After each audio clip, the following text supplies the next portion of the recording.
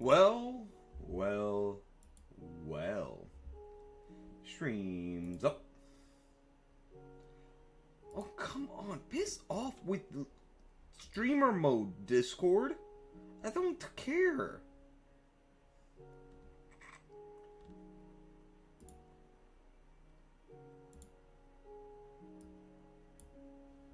Ay, ay, ay. So annoying.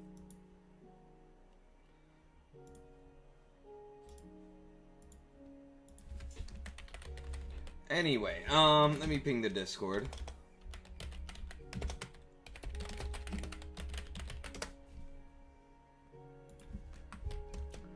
Alright, so I recovered my...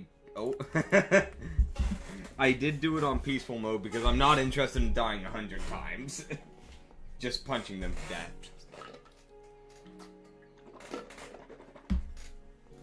But I retrieved my gear. And now we are just going to continue on our merry way. No, that's an obelisk. Okay. Hey, Bert, welcome to the stream. How are you doing today? And Murphy's here as well. How are you doing?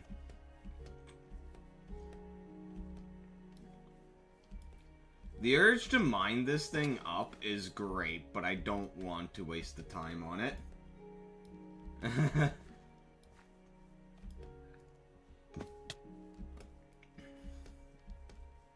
Yeah, I'm kind of concerned about the fact that it's an American Pope and might be influenced by Trump. I'm kind of concerned that he's Trump. Oh, okay, I take it back. Okay. You love to see it, chat.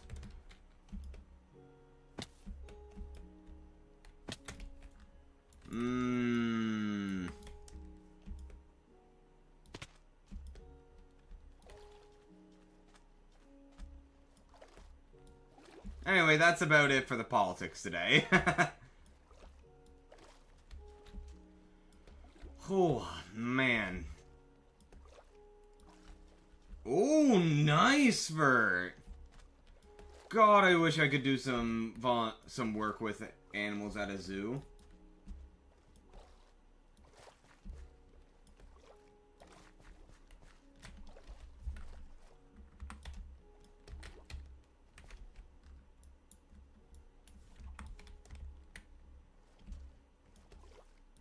Yeah, I love being around animals.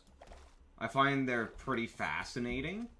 So, but the problem is there's like not too many zoos here.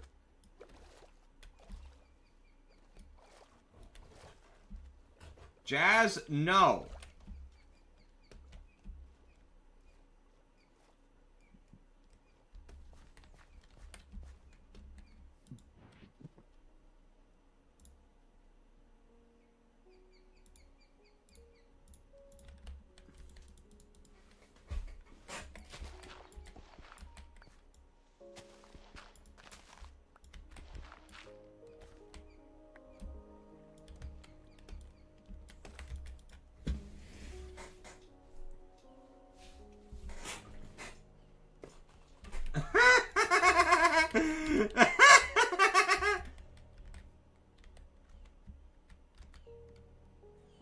I mean, isn't that the case for a lot of female creatures out there?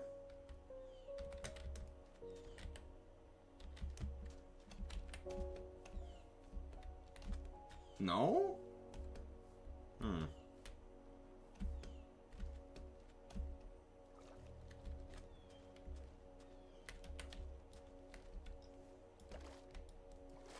Oh shit, Invincible. I still haven't watched that.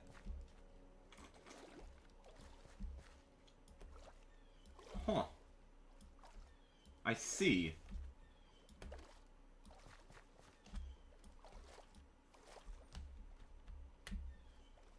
Oh, chat. Chat, you ready for some Minesweeper?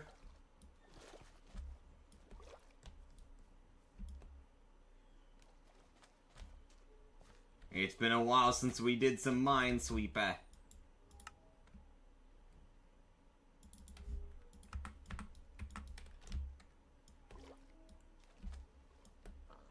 Oh my god. I love dogs, man. I love being around dogs so much.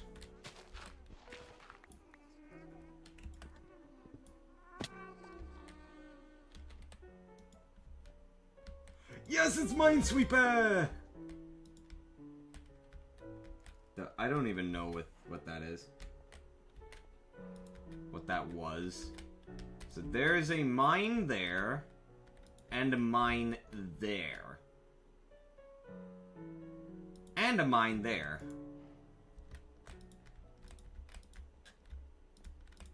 Oh yeah, guys, I have good news for my modding adventure right now.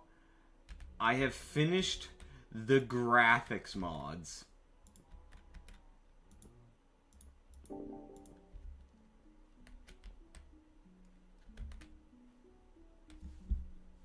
Oh, hey, Richie. Welcome to the stream. How are you doing today?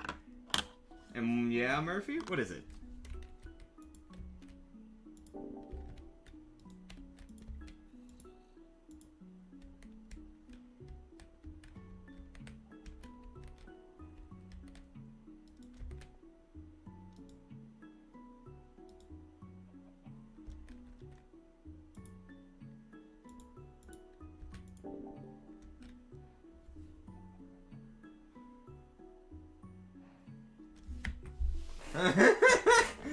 Actually, Murphy, it was not, because you see, I do my modding on a different SSD.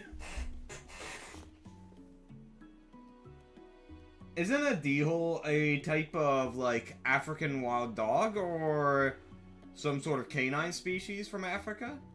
Pretty sure Oh, a type of fox!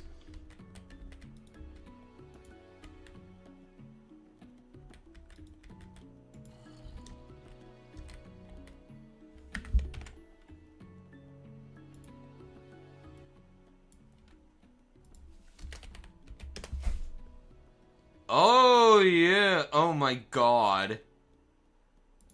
Jesus Christ, it looks so goofy. It literally looks like someone just tossed... took a husky and just tossed orange on it. Like...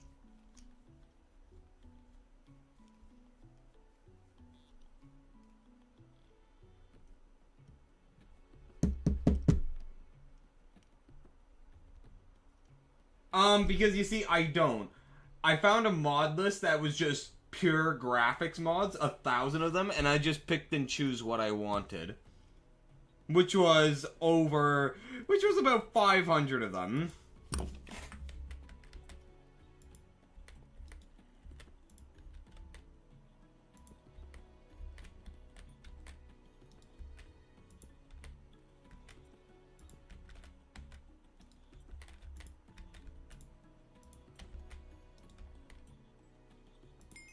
Haha!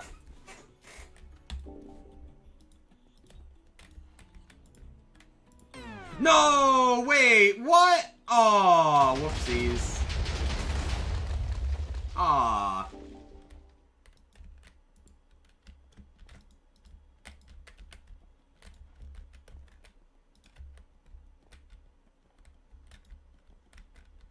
So 3 there, so those 2. Yes.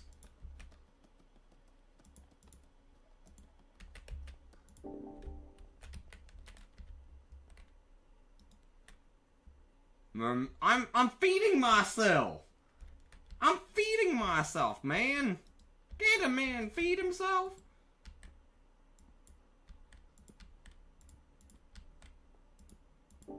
There we go.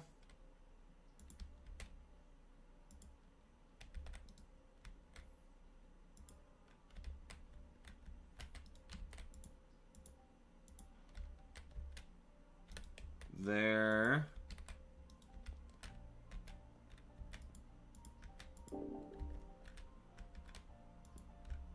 Alright, that's good enough, though. Clear. Clear. That's a clear. That's a mine. Which means that no longer is helpful. That's clear. That's a landmine. That's a landmine. That is clear. Which means here, these two are clear. And all of that's clear. Same with that. That's a landmine.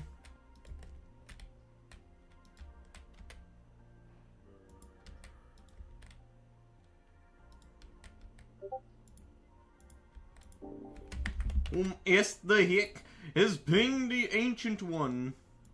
Ping from the Act Clan? What is this Act Man announcement? Oh yeah, Titanfall 3 getting cancelled. Oh man.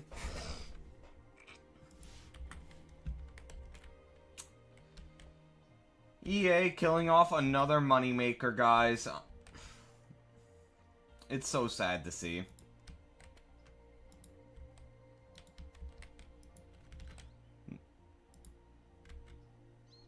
There was reportedly a Titanfall 3 in the works, and EA killed it off. Because, you know, just EA things. Hold on. Yeah, so that's clear. That's a landmine. This one is clear. That's clear.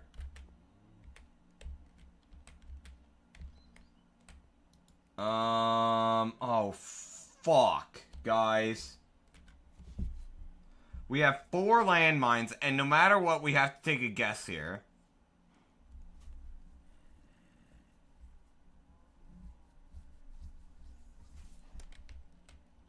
I just don't know why EA does this. Like, it's literally printing money. Like, Titanfall 2 is critically acclaimed. It just released at the worst possible time. I think we have to take a guess here, guys.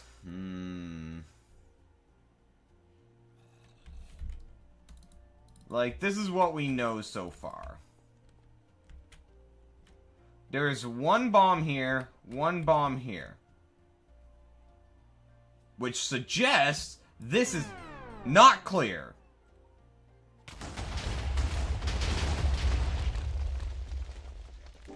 Bruh. Real bruh moment.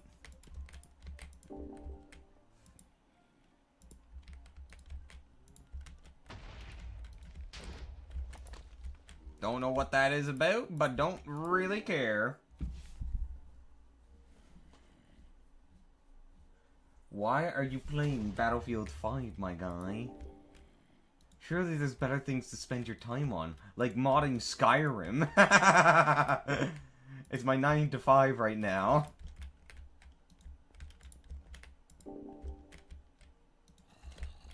Holy God, is it warm, boys. It is frickin' warm today.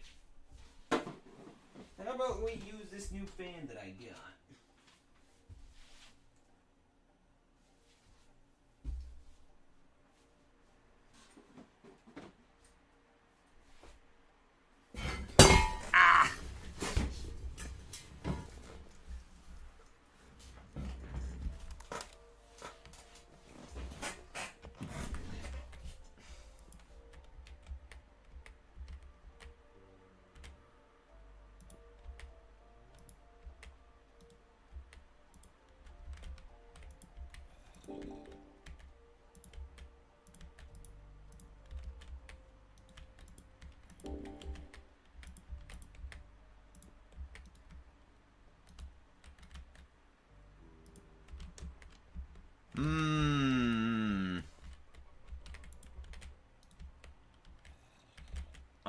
From here, that's a clear.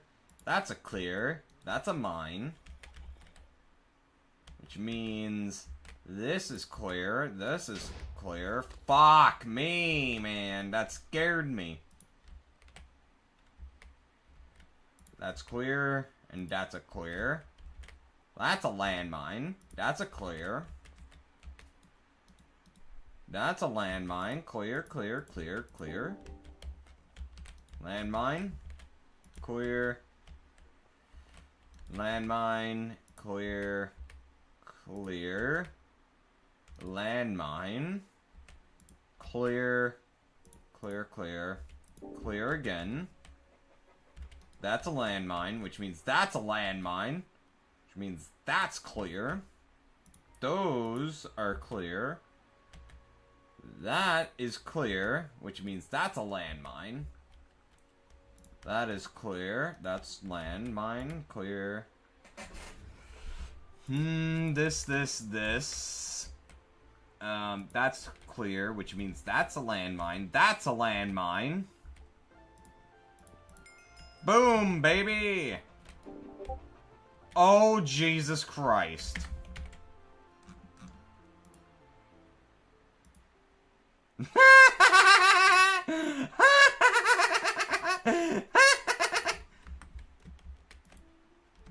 Oh!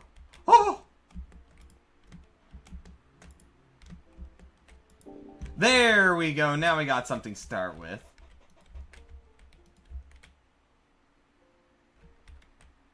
So, there's a landmine.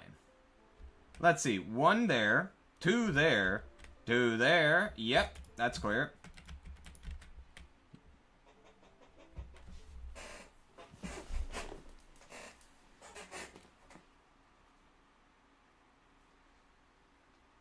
No, Murphy. It's purely because the game is trash.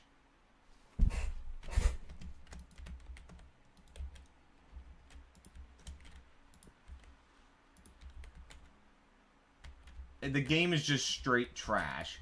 It honestly disrespects history with how it portrays it. Which is by making shit up. And really using a lot of things that should not... that don't even exist at the time period. Like, a lot of the guns that appear don't exist yet. It's kind of fucking ridiculous.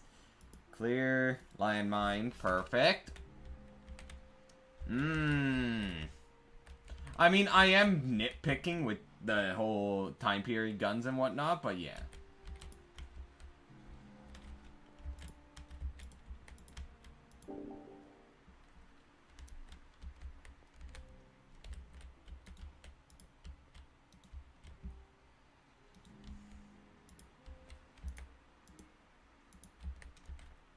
There, clear. Clear, fuck. I did my math wrong there. Diamond saw blade. Okay, that's pretty cool.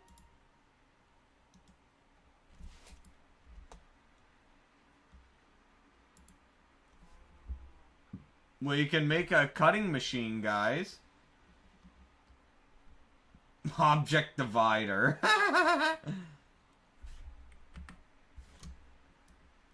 Okay, not a bad looting. Them's pretty good eating.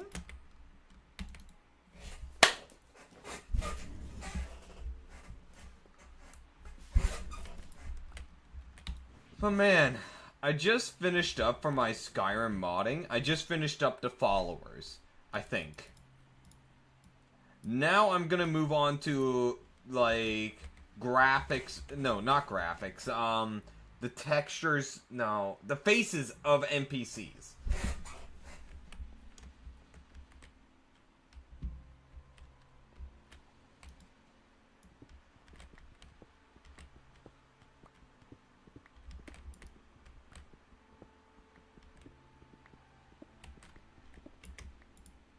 I'm gonna be getting a bunch of replacers for the NPCs to make them all look nice instead of, you know, whatever the fuck they did in Skyrim.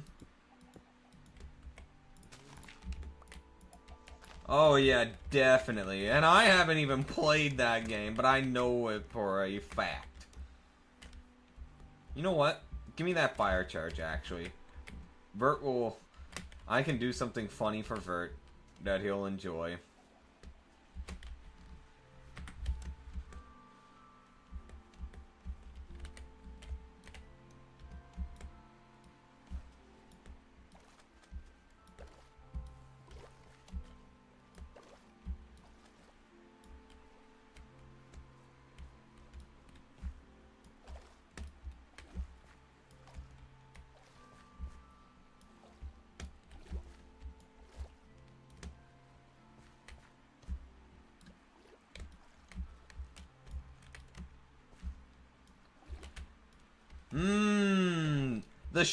the Shadows game, Assassin's Creed Shadows, it had bad story, but an amazing visuals and like world.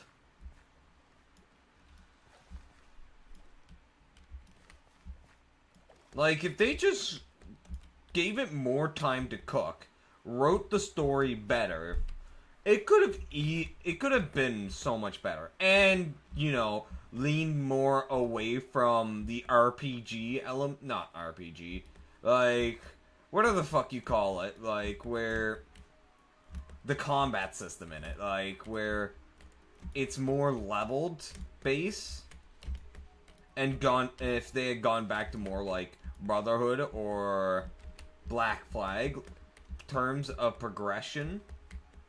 Okay, RPG. Yeah, whatever.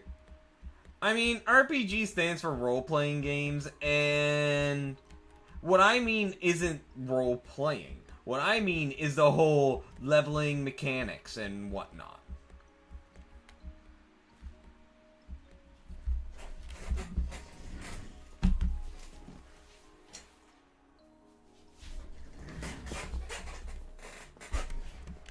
Because it just doesn't suit an Assassin's Creed game. When you can no longer assassinate people because, oh hey, they can just sponge it. Except for bosses, of course, and like specific enemies. Just to add that difficulty variant. But because your enemies are higher leveled, and therefore even the weakest among them can just resist it, is just stupid. There's no chest yet.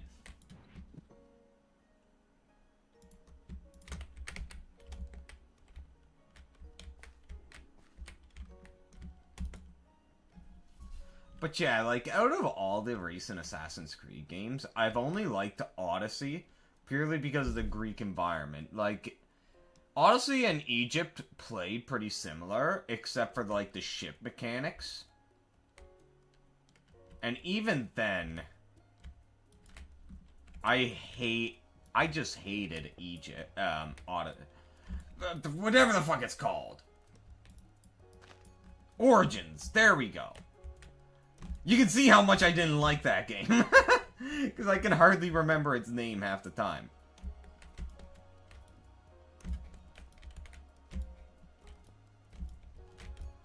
Like, the story,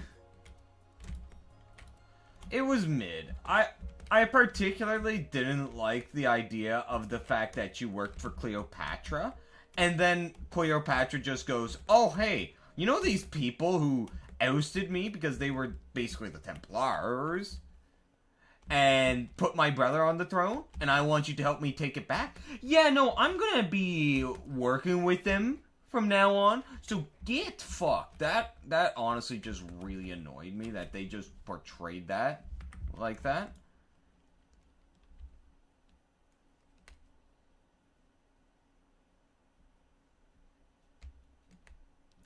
And even then, Odyssey is a bit mid. It's pretty mid with its story. Yeah, you're definitely getting spoiled, but like the story is so bad it doesn't really matter. I had actually assumed you finished the game.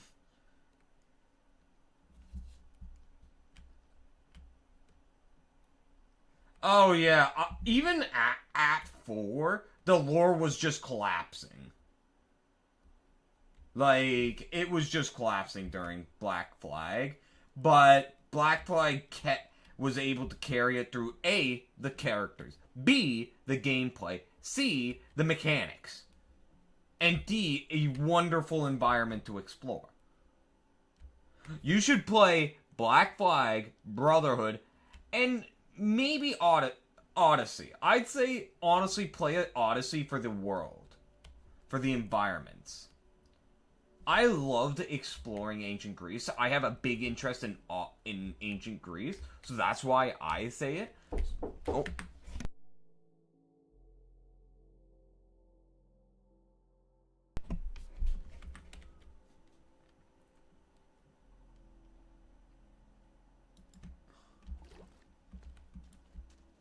I don't pass on Black Flag. Sure, it has a long-ass intro. Like, it takes 2 hours to finally be able to pilot a ship. But, like... it's still amazing. Yeah.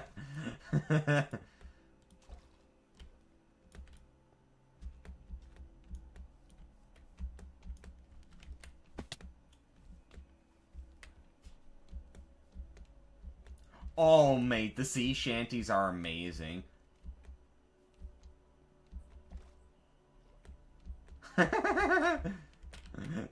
Get trolled. Are the sea shanties in Black Flag copyright? Find that out, and and if they're not, I'll place them on stream.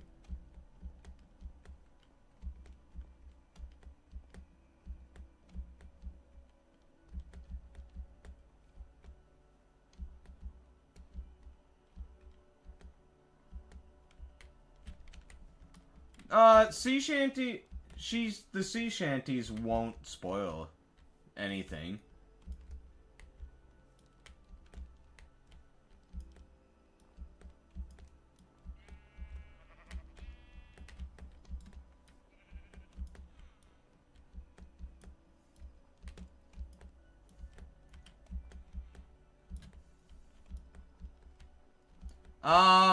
Just as many as you can get, man.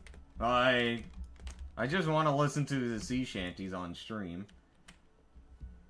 Now, apparently there's a way to set up your music so that it plays during the stream but doesn't capture in the VOD. So therefore you get 0 copyrights.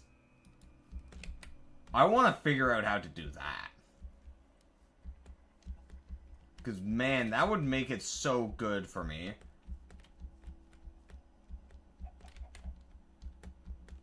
Yeah. Yeah, I have... What? There's a mobile version? Yeah, just make a deluxe edition and a standard edition. Like, deluxe with added bunch of cosmetics, maybe. Oh, is that a chest? Yes!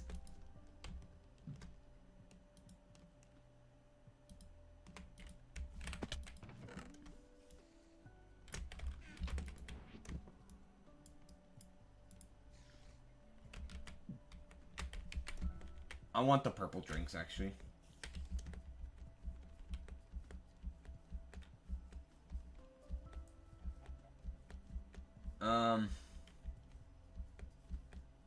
Watford? But yeah, like, the other Assassin's Creeds I would absolutely recommend is 2. So, the 3 absolute musts are 2, Brotherhood, and Black Flag. Those are the absolute musts. Because they're just they're just the standard. Like...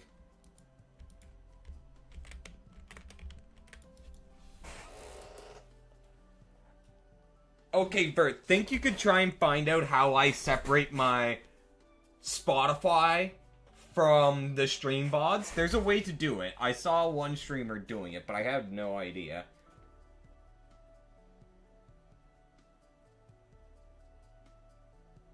Also, oh my god.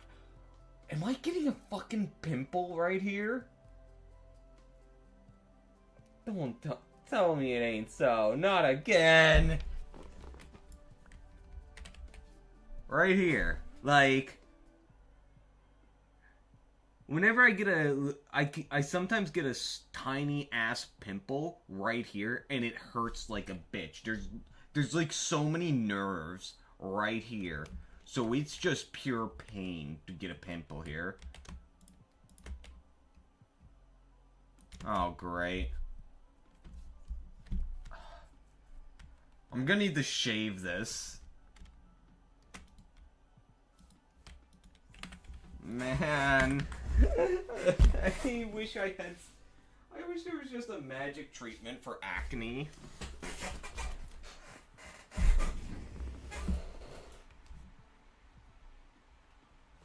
in Twitch. The fuck? I mean, to be fair, Assassin's Creed 3 Remastered is dog shit.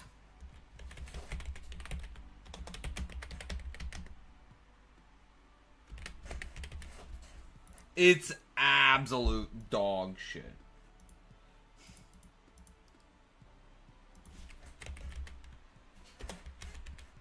Oh my god, why is that a thing? Oh, Jesus Christ. Oh, I just found a scam of a game, guys. I go searching up Assassin's Creed, and I drop a third S by accident. And all I see is ass-sniffing simulator for 259 Canadian dollars.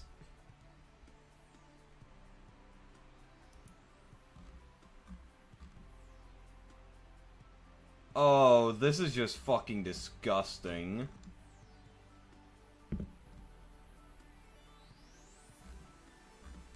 Oh, Jesus Christ. This is actually fucking disgusting.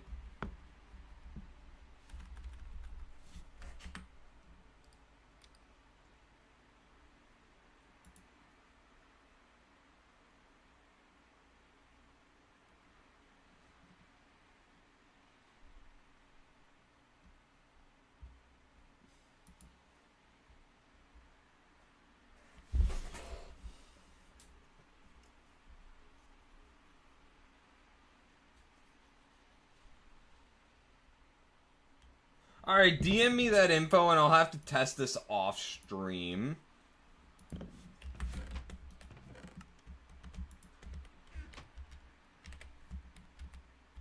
Because ain't no way I'm gonna be able to do this on stream right now, because that's not how streaming can work.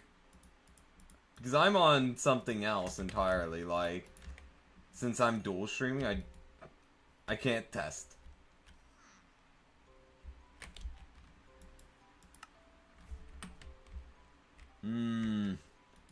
Anyway, let's just change. Let's just make sure we forget whatever the fuck I just witnessed, and move on with our lives. Okay? Capiche? Capiche.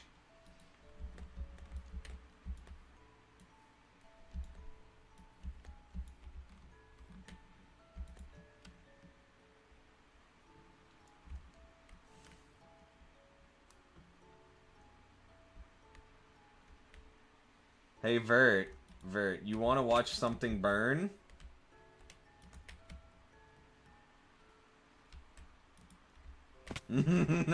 Hold on, let me get up to the leaves. I need to get up to the leaves. Or wait, let's wait for a redwood tree. Let's find a redwood tree or a magical oak tree. Alright, DM me that stuff, Vert. Is that a diamond? That's a diamond! Oh, it's just a flawed diamond. Oh my god, you can make a chandelier.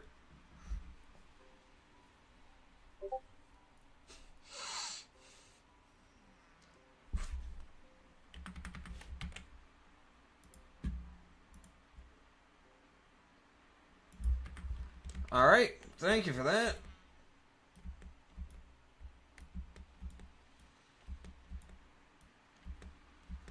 Yeah, that is one. It's 100. This is AI slop. Like, straight up, it's AI slop meant as a scam. And it should really be taken down. Because this shit, it's $250. Like, no, if it was made as a joke, it wouldn't be sold for $250. This isn't the first game like that I've seen.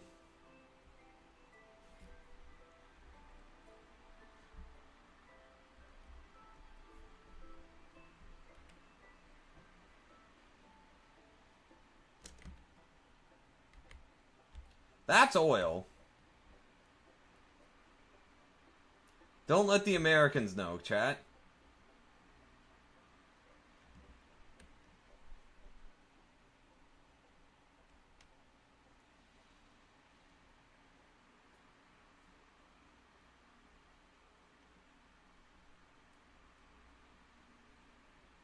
Oh no. What are you doing? Stop! Stop! Don't do it! Don't invade Minecraft! Oh fuck, Squall, what have you done? Squall, no! No!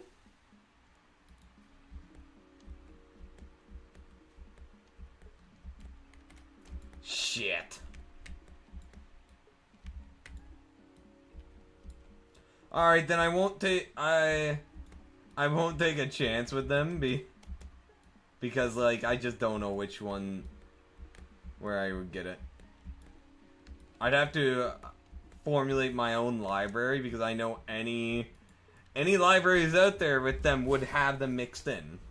I know this because some of the songs I have in my main playlist are actually from Black Flag itself. Some of the sea shanties. But anyway, Squall, welcome to the stream. How are you doing today? Oh!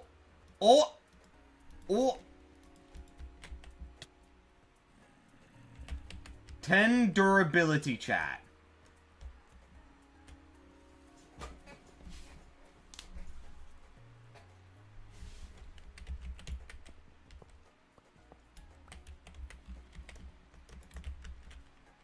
I'm gonna actually take off my...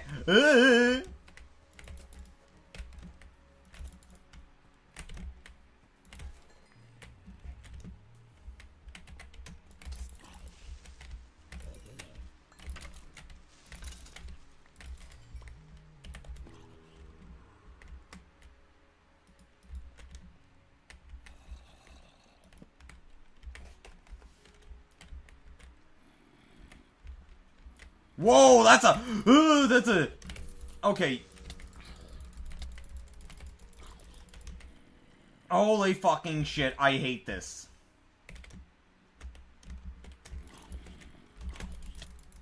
What the fuck? Okay, we give. We give up.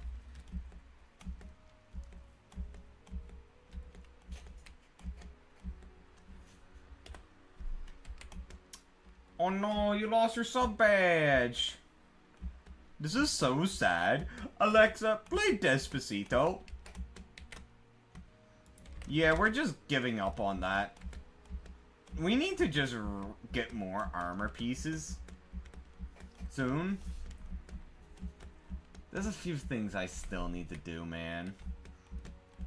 Like, I need to get my hands on a good mob farm. Because my mob tower is absolutely worthless.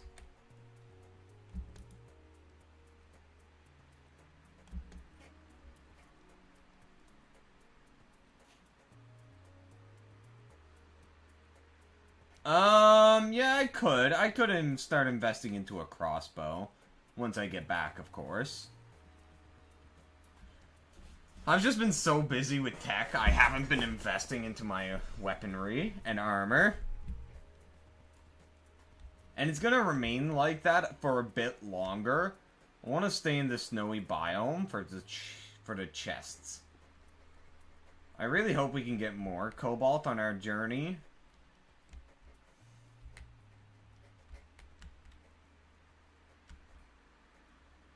I also want to tame a horse. A good horse. When does your break end? In September, mate. We got a while.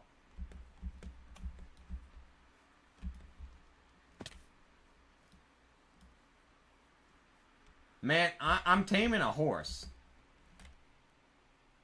Okay, ooh, you, sir, are now my new steed. Where's my fucking saddle? Oh, there it is.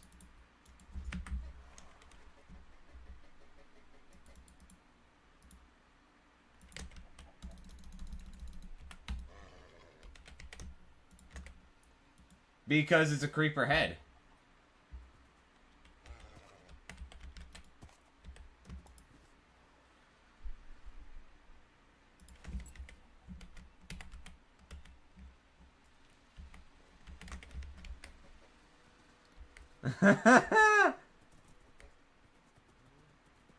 Yes, yet another horse. Oh my god, this is chugging. Hold on.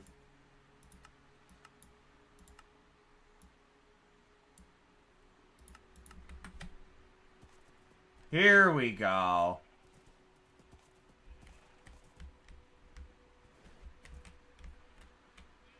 A bamboo forest. Interesting. Very fascinating, chat.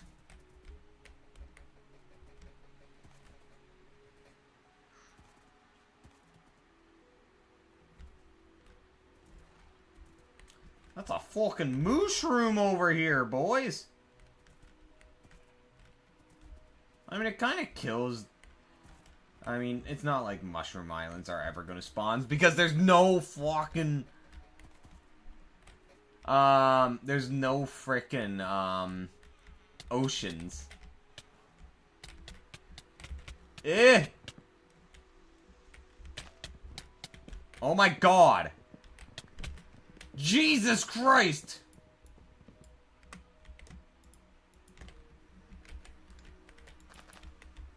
Hey, horse, don't run off.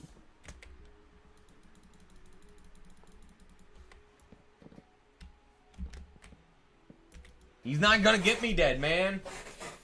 I hate this biome. We are leaving this biome and heading back to the others. Why didn't it heal me?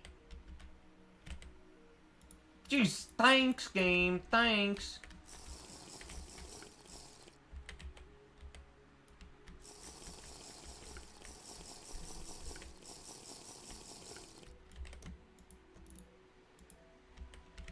I thought it would give me a full health bar back. Oh my god, my slowness is affecting the horse as well. That's crazy, chat.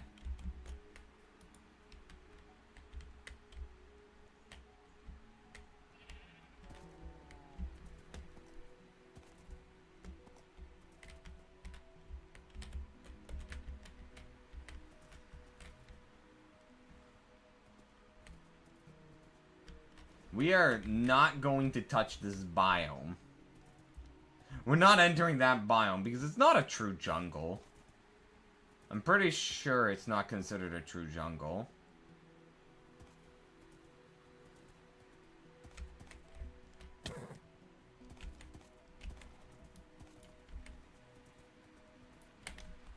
I mean, it's like this weird mushroom jungle biome. There's mushroom trees in it, and we never got any coconut trees when we were searching for coconut trees. They never spawned there, which they spawn in jungles. So I don't think... Fuck! I don't think that actual jungle temples will spawn there.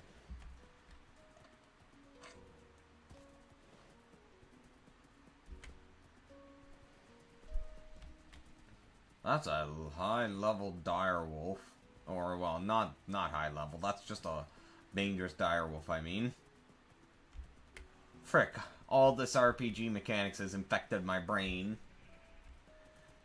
I didn't like Battlefield 4's gameplay. I don't know what about Battlefield 4, but it irked me the wrong way. I tried some of the multiplayer, and I just did not like how it played.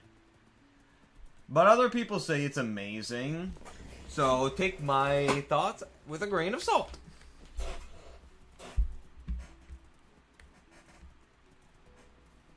Oh yeah, absolutely Battlefield 1 is the absolute best.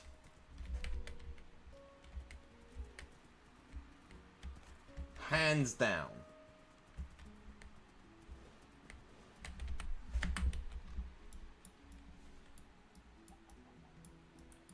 I guess we're gonna go up in this direction now.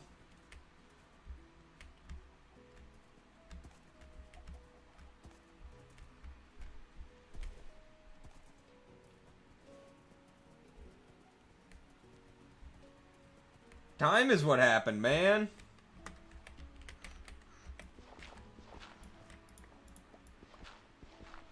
The endless march.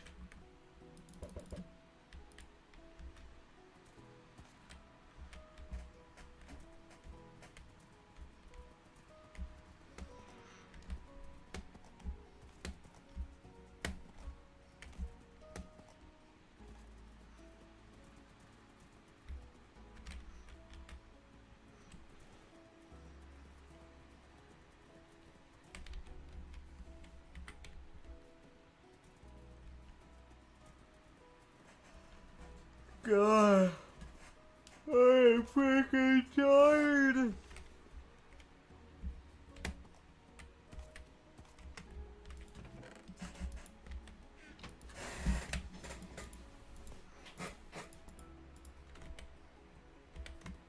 I need a good nap, chat.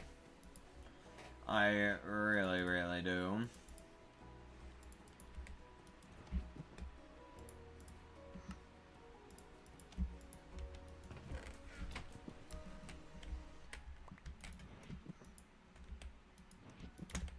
Spin!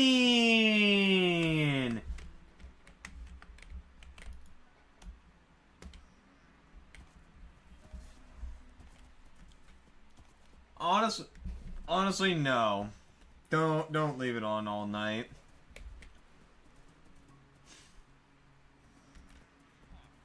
Wait, how bad is your internet actually?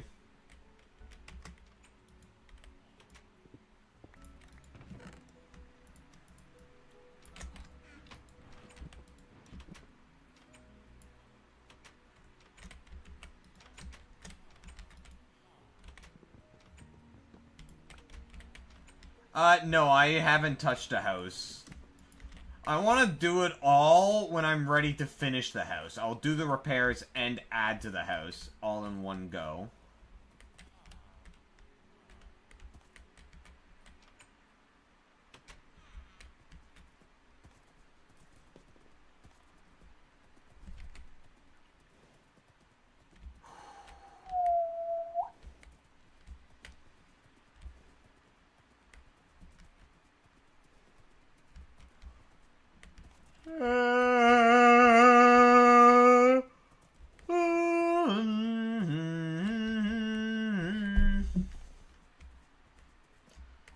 I have no idea, but it's got me. Oh, man. Frickin'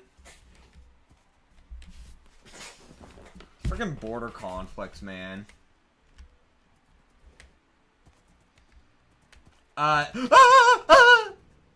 Yeah, nah. Nah, I don't care for the seared bricks. I don't need them.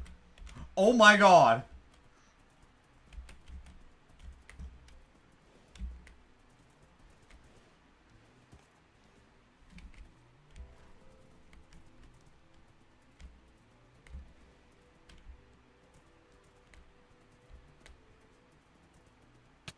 Ah!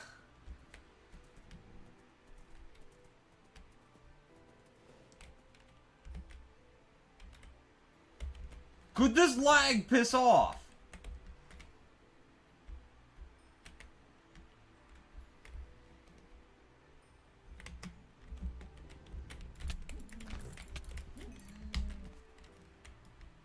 Fuck.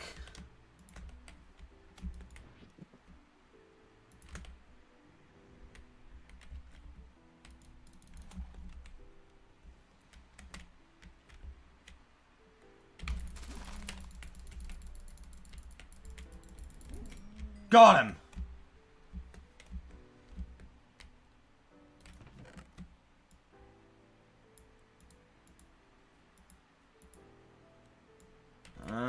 Yeah, give me all of it.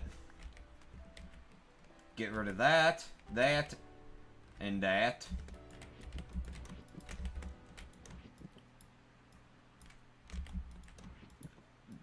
The reason why people panic so much, one of the reasons why, is because I know we're pretty fucking stupid as a species, so... There is always that one dumb motherfucker who may decide, oh, hey, It's time to kickstart a war.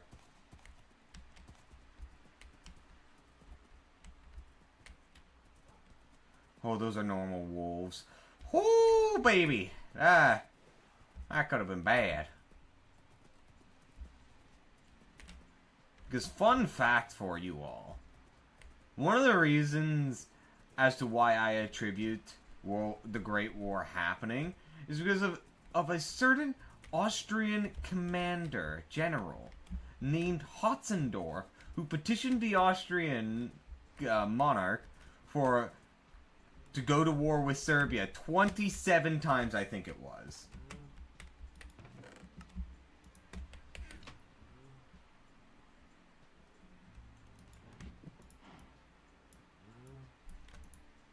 Franz Conrad von Hotzendorf. Yes, him. He is, in my personal opinion, the reason why.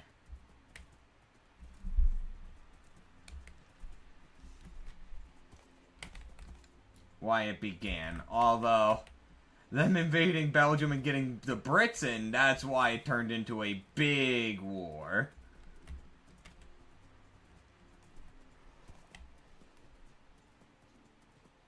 What? I'm saying that he's the reason why the war started. Not why the war got so fucking out of hand.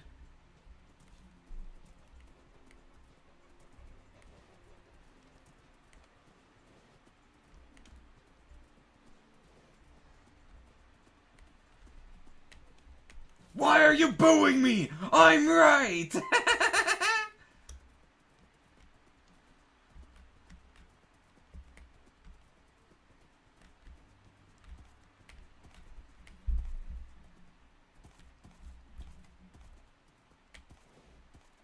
Why not, Murphy? I mean, so long as we're talking history and not politics, it's fine.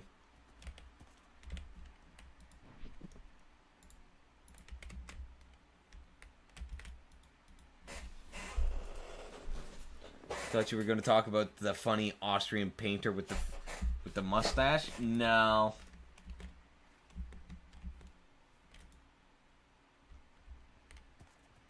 Say it. God. It doesn't matter.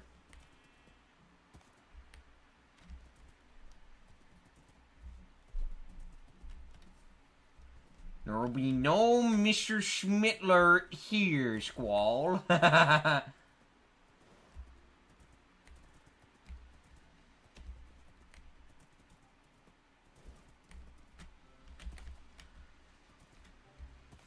Whoa, that's a wall. Yeah, basically. And what I'm saying is that Hotzendorf helps fan that fire. It was ultimately the gunshot that killed the Archduke that started the war, but I'm saying that Hotzendorf really fueled the flames.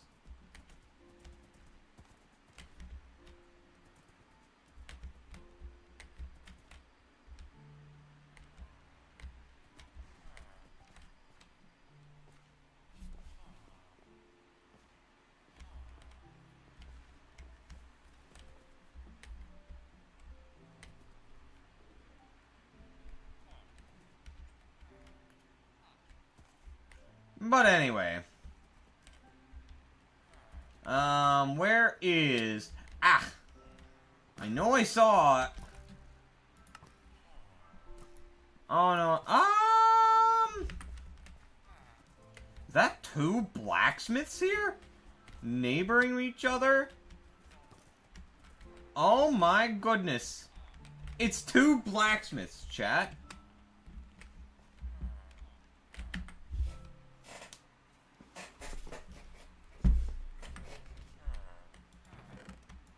Oh, I wish you good luck with your surgery.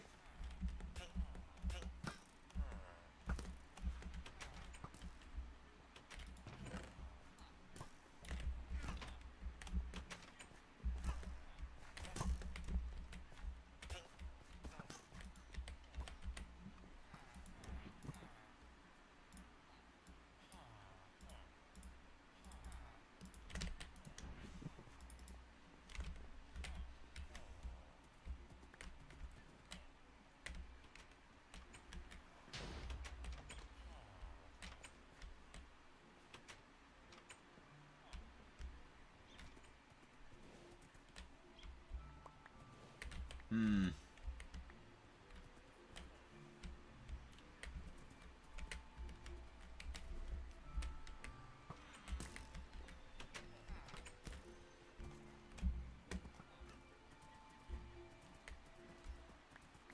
I don't know where the hell I get out of this. Ah, here we are. Here we go. Hmm. Okay, I stand corrected then.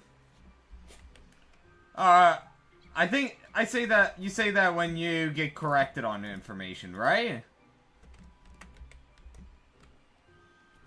I have no idea.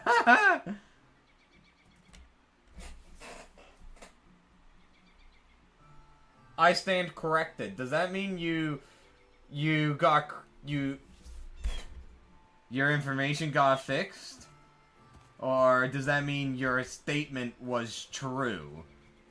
I have no idea. Because funny English, yeah.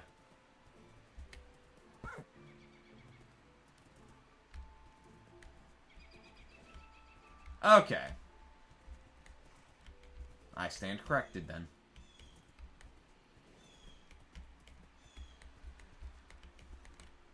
Pink sheep, chat! Pink sheep!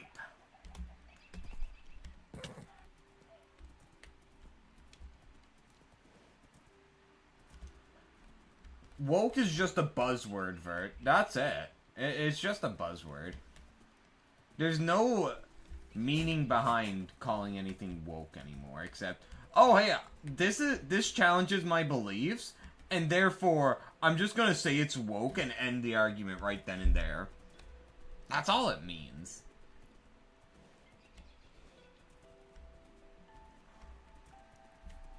Originally, yeah, it was used as a means to say, oh hey, this is considered more progressive. Like, its opinions are more left-leaning. Like, it's more... So, like, say if it's, like, promoted trans, LGBT, or whatever, that sort of stuff, that used to be the common response for people, like, oh, that's woke. And then it just became a buzzword.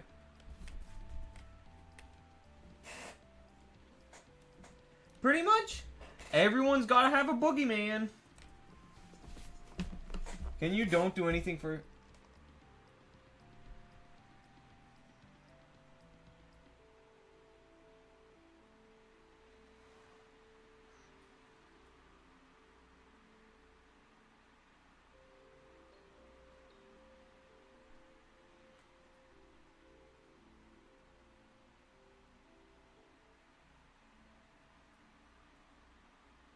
Okay.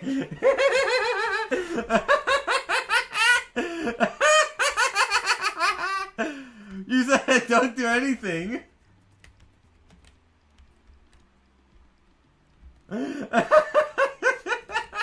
So I took the joke to the next level.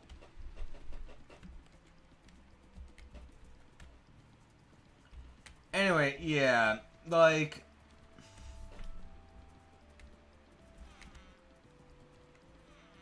Aw, ad break. Aw, man. 1 minute ad break coming up.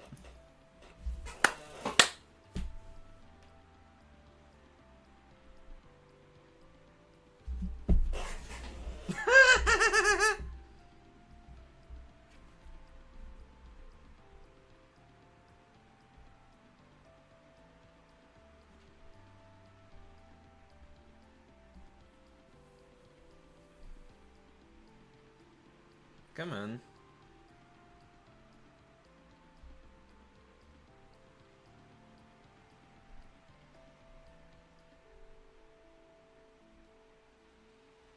Whoa.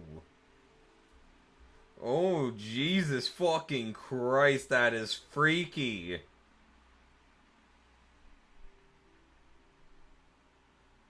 Oh my god. Okay, okay. Take a look at what a chimpanzee's foot looks like.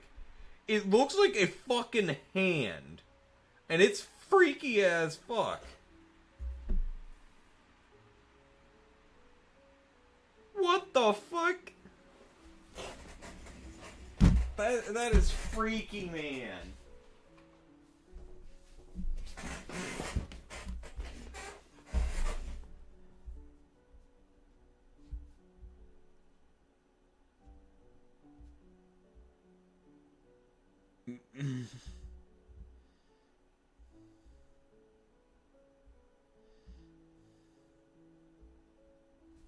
Alright, anyway, ad break is done.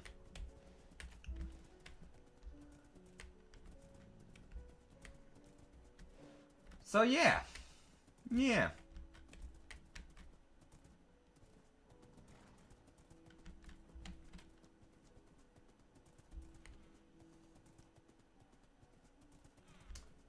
I'm sorry.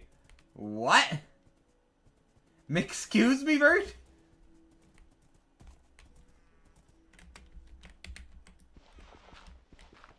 You may want to add some more context there, cause... Oh boy! I don't think you just want to say that straight up and just leave it as is.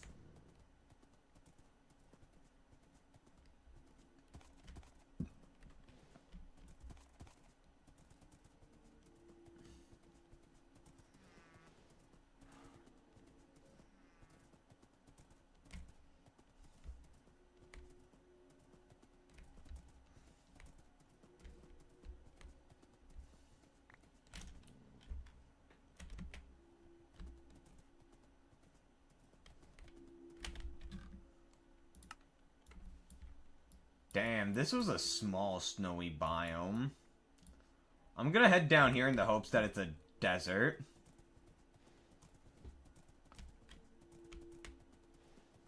Ya! Basta! Basta! Vámonos! Los!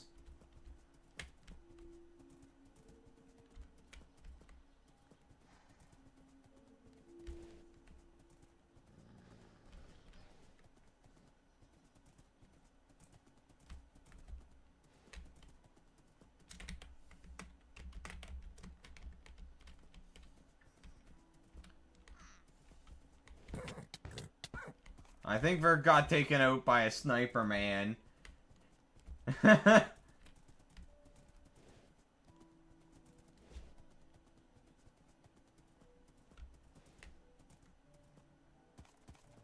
Rip Bozo. Like...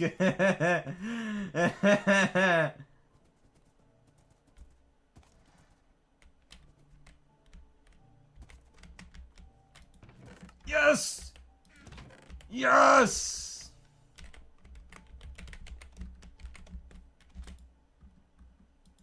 We got 2 cobalt, chat. Let's go! That brings our total up to 7. That is very good.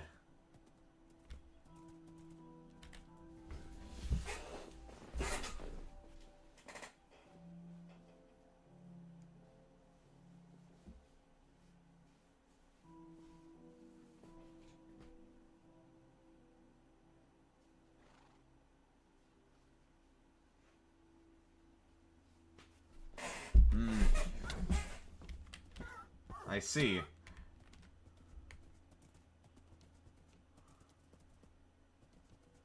Hey man, he's using quotations. But yeah, that line of... Anyway, I do think we should switch topics now. Your Honor, you don't have the context, you see. I was not saying this. I was just using quotations.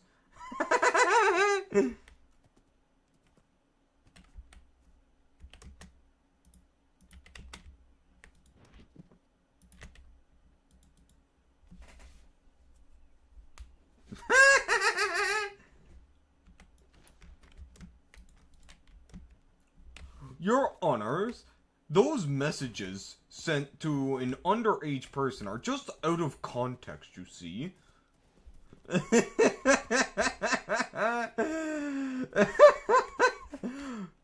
You must have the context so that you will know what truly had transpired. Rather than this dumbed down, one-dimensional view.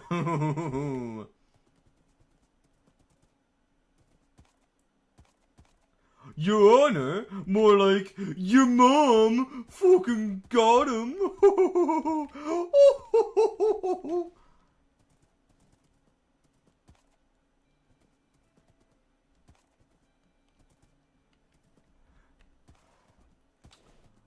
Your mother...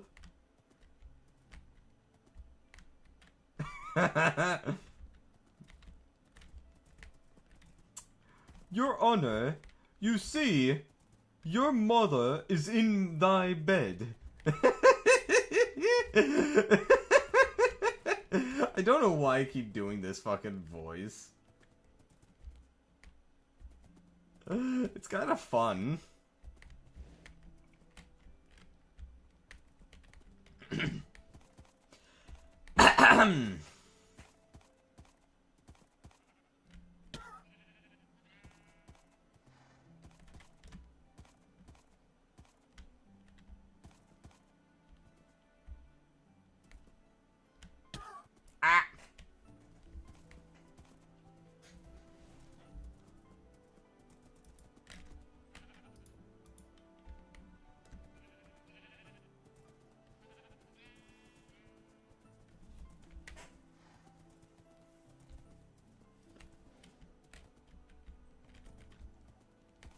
Who the fuck knows, Murphy? Thy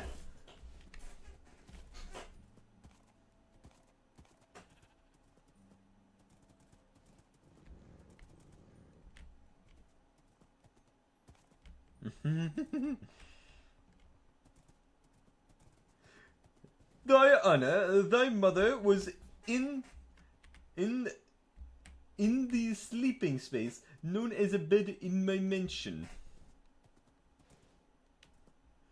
Stop! You violated the law. Pay the court a fine or serve your sentence. Your stolen goods are now forfeit.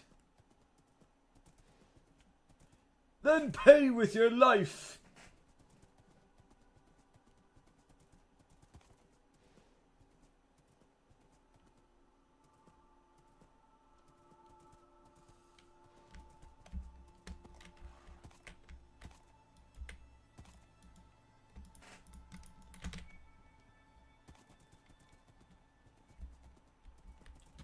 Stop right there, criminal scum! Oh, hey there, boy. Welcome to the stream. How are you doing today? I'm just doing a goofy voice right now.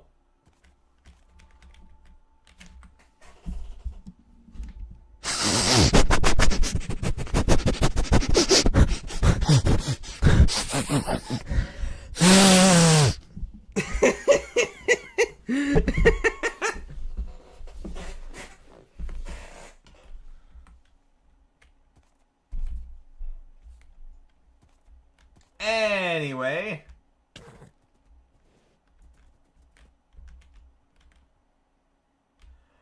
I missed out on both. I only just learned about EU5 on the Discord server, the Third Odyssey Discord server. Like,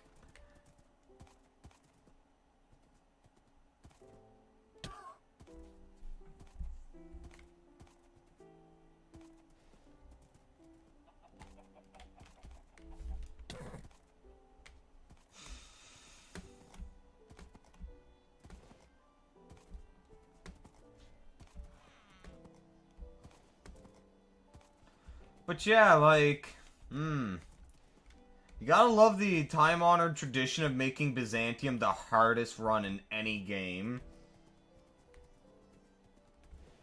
You know what? Fuck it. Sure, why not? Let's go watch the EU5 announcement. I was away from the house for the early parts of the day, so I didn't even know.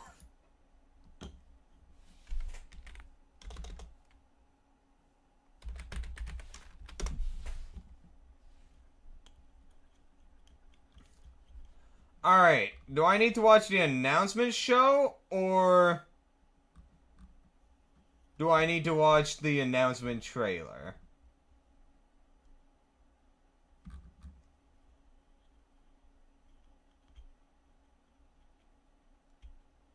Announcement show. Alright.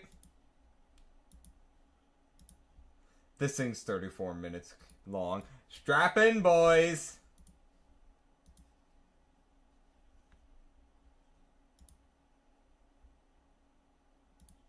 Hold on. Let's go up to the top right.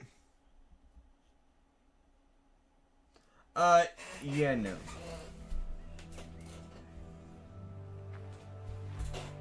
Hello everyone, I'm Johan Anderson. I'm the studio manager of Paradox Tinto and the creative lead for Project Caesar.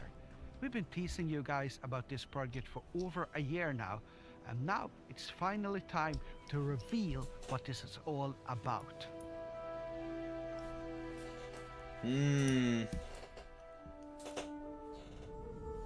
Oh, are they just starting straight up with the trailer? With each stroke of the brush, the landscape unfolds. Vert. With every gesture, a path is carved through history.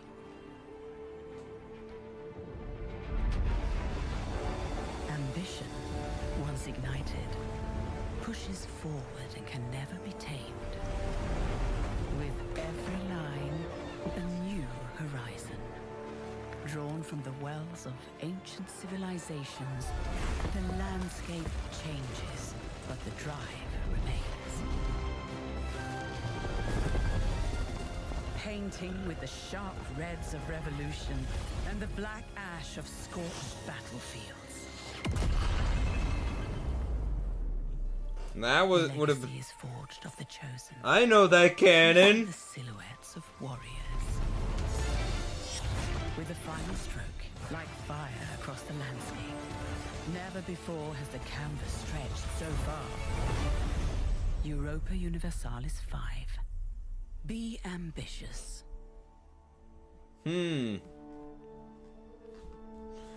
Rip. It's the cannon that's often showed as the one that breached the walls of Constantinople. And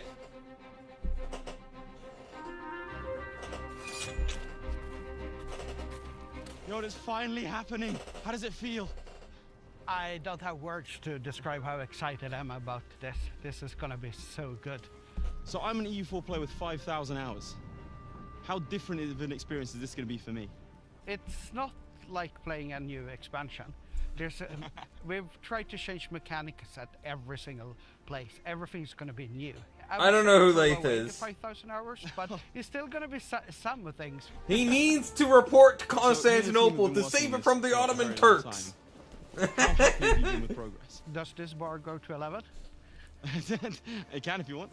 Yeah, well, So very happy. yeah, I'm super happy. It's like my team is among the best people I've ever worked with. They're been recruiting people a lot from the community and with people with a lot of experience. And Like, it's so great. And the amount of history and the amount of mechanics and everything we got into the game is beyond what I dreamed of when we started. Do you have like a single word in mind to describe the idea behind what you're trying to achieve? Ambitious, is that a good word to Ambitious use? is a very good use. Yeah, I would just describe the game as we set out very ambitious, and it's a game where you can do pretty much everything. In the Everything. game.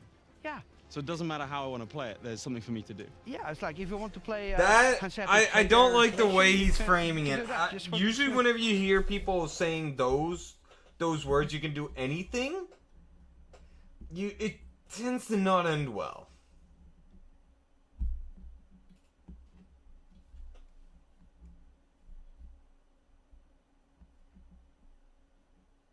Yeah.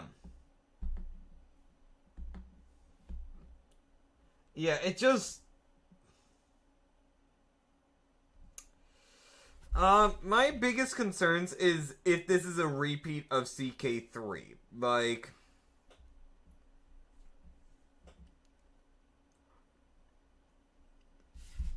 I trade. just... If you want to relive the Ottoman Empire's expansion as a militaristic country, you can do that.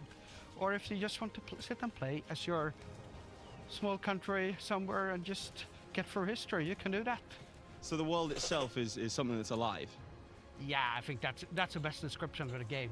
We're trying to feel like... Oh yeah, since I know very little about the actual game right now, I'm going to be going off of what I know as assumptions. So, do be aware of that. I may be saying incorrect information, which is already out. So, do be aware. A game where it shouldn't feel like a game. It should feel like you actually are the country, playing that country through history and guiding it. And how important would you say the community has been to the development of this game?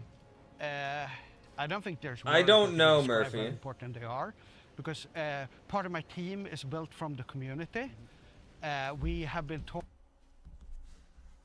The 3D characters were neat, but like it felt like they focused too hard and just ignored everything else. The plagues, I never got to play with the plagues in CK3 because I lost interest before they got added. I lost interest about the same time that the whole Iberian stuff was about to be released. I have the DLC, never played it once, because I bought that expansion pack that would give you like the first 3 DLCs, and I just lost interest before right around the 3rd DLC. But yeah, like, honestly, I just never liked the characters stuff in CK3 because it felt like every run you were just gathering up the main cognital traits that would just get passed down and make your bloodline so strong, like Herculean, genius, beautiful, whatever the fuck. It always just killed the interest after a while. It's the same sort of thing with the bloodlines in CK2.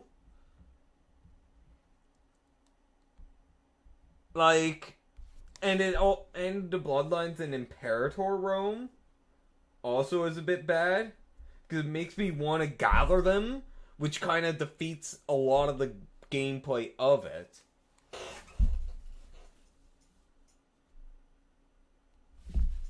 Talking for over a year in various ways, like asking for feedback about the game. Because if there's one thing these 30 years have taught me, is that the community is vital for making a good game. You He's can't right just about sit on that. your own and Yeah. code something. Well, Johan, I think I'm ready. Tell me everything there is to know. How much time do... Oh no, they're using Imperator-style missions? So, are you telling me it's not one big tree, but multiple smaller trees? So, like, westward expansion, eastward expansion. Fuck! I never liked that.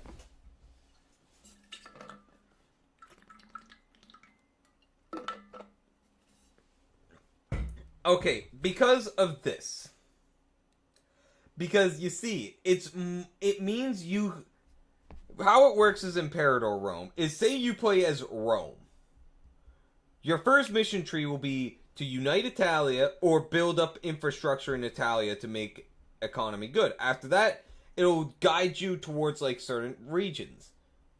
However, a lot of its structuring is poorly done because you don't know the requirements to unlock, say, the tree to go towards Gaul. You don't know what the requirements are to go to get the tree that goes towards Carthage. And it's just a guessing game. They could improve on that by just telling you what it is, but it honestly just works a lot better if it was just one much bigger tree. Jesus Christ, Vert. But yeah, like, atrocious UI, oh god. UI needs to be the one thing that's perfectly done in these sorts of strategy games. Because if you have trash UI, it's just like, I don't want to play. you have? It's 5,000 hours in EU4. I can spend a little more. Yeah, well, I brought a bunch of developers that are more knowledgeable about the details of the game than I am, and they're in the castle up here ahead. Well, let's go find them. Yes, let's do.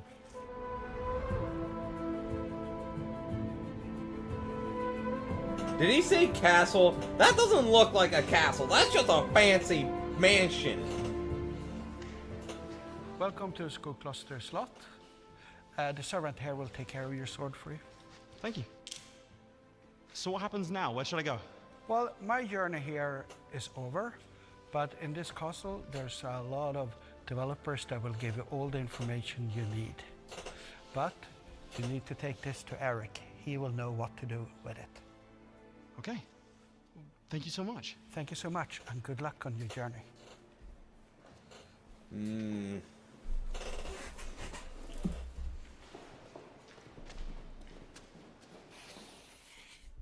Before this castle was built in 1654, this was just a remote slice of land, a blank canvas. The man who built this castle had been in dozens of them before, but he thought to himself, I can build one even better. You've loved and you've lived Europa Universalis, but Paradox have thought to themselves, we can build one even bigger and even better. Today, I'm going to take you on a journey to discover how they've done just that with Europa Universalis 5. Fuck, I need to shave, man. It's so itchy.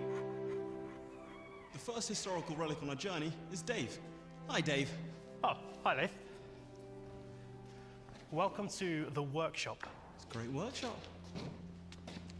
So this room feels like a pretty good metaphor for the start of game development. How do you even begin with a project as ambitious as Europa Universalis 5? Well, we started 5 years ago by So- building a new studio in Spain, specifically to make the project. So we hired modders, we hired super fans, we hired the best developers from around the world, specifically to make this project. So once you've assembled this great team, where do you go from that? What's your first starting point? It starts with a vision. And that vision came from Johan, and it was, Hold on, let me... I want to make I'm the gonna check my grandest Discord on strategy my game. phone. That includes everything from having, from being the most immersive game we could possibly make, having a living world where everything feels like it's impacting something else. So you've taken all the buzzwords, gone historically accurate, dynamism, you want immersion.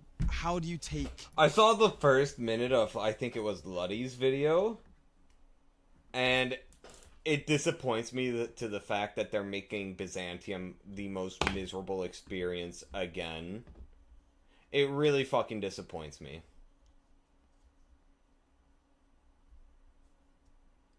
I don't like it. It's accurate, yes, but I just want to have my Byzantine fun. those ideas and put them into a game? That's a tricky question. One thing I'm curious about, since it's in the 1350s, 1333, I think, wasn't it? Or 1337 start date.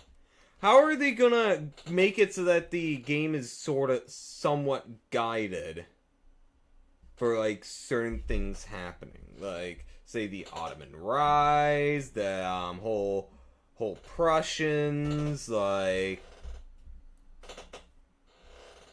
I'm really curious how they're gonna handle that. And it's gonna leave a lot more opportunity for fancy stuff, like 100 Years' War is just beginning at that point, no? And the Iberian conquest is well underway, but much of southern Iberia would still be in Grenadian hands, no?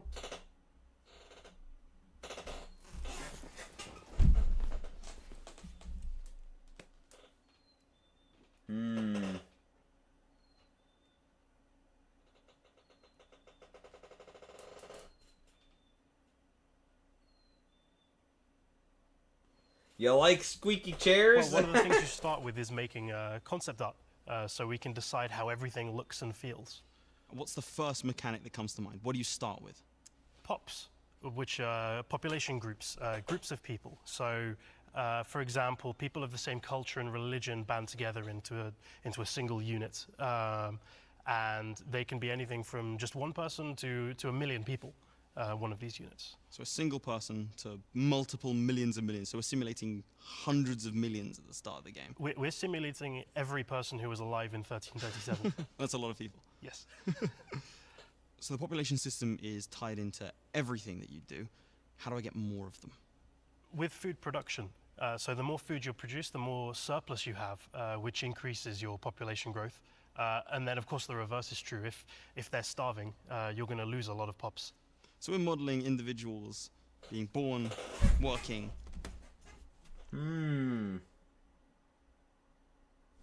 Romuva! Let's go! We can go Romuva! I'm pretty sure that's the Baltic faith, right? Interesting.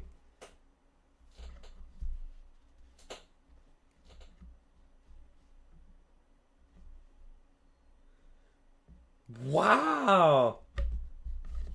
Honestly, I do like the idea of having more, like, having some pagan availabilities. Because, like, it's cooler to have some variability instead of just Christianity. Dying. I'm assuming they're also going to stratify throughout society. What does that look like? Yeah, so each pop has a type, a sort of social class, which could be, of course, nobility, burghers, peasants. They all have different jobs, depending on which class they're in, and they also belong to different estates in your government. So what's an estate? What do they do? An estate is a group of pops who have a political agenda. Now, most countries have... So this is Poland, yeah. So we've got the crown, the Zlachta, I probably butchered that, the clergy, the burghers, and the commoners. Yeah, that... I'm not feeling this UI so far.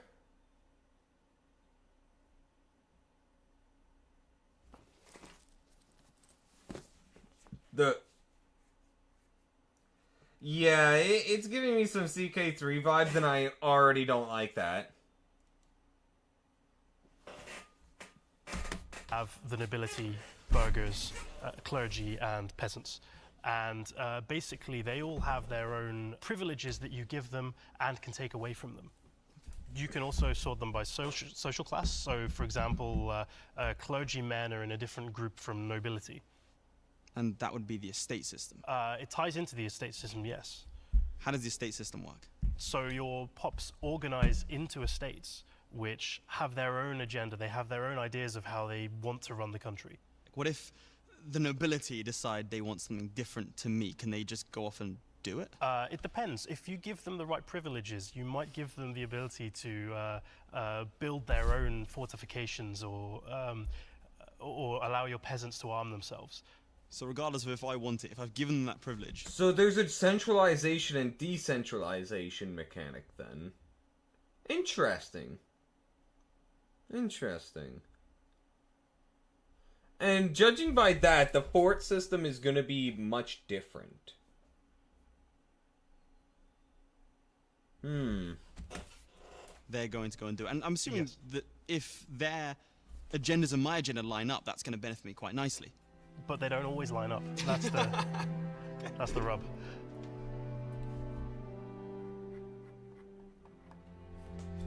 No, my free forts! What is no! a privilege? You mentioned nobility building forts. What does that look like in terms of other privileges, like with the clergy? So you could, for example, Churches? give your burghers control over the coinage. It's all about give and take. You know, you almost never want to give them a privilege, but sometimes it becomes necessary. So give me a context in which it's necessary. Why would I give out a privilege? Maybe you want to pass something. Zone of control worked pretty well in Imperator, I think. A lot of the combat in Imperator was good, except for the AI always knowing what formation they need to be to counter yours. It was almost guaranteed they would always be the opposite formation, so they would have the advantage. And it was truly the most miserable experience. through Parliament, and the nobility say, we'll only let that if you give us this privilege. If the inverse happens, their No agenda idea. doesn't... I'm guessing that's something like a population map, considering how green that Italy was here and how desolate the steppes are, because, you know, the steppes is a sparse region, and Constantinople is pretty green, whereas outer areas are red around mountains. Like, yeah, I'm pretty sure that's like a population thing. Let that if you give us Development this privilege. population. If the inverse happens and their agenda doesn't align with me, I need to either bring them under control or pacify them. Yes, if you're feeling confident, you can remove privileges from an estate, but you need to be sure that you're in a good position to do that. So it's a constant balance. I need to make sure that they're happy, but not too powerful that they can take me out. Yes, exactly. Fantastic. Population density. So Okay. if I manage to do everything correctly, what does that look like? If you have a happy populace, happy estates, you have a prosperous nation, and that will allow you to go from this to this. Well, I've done quite well for myself. Well done. Thank you very much.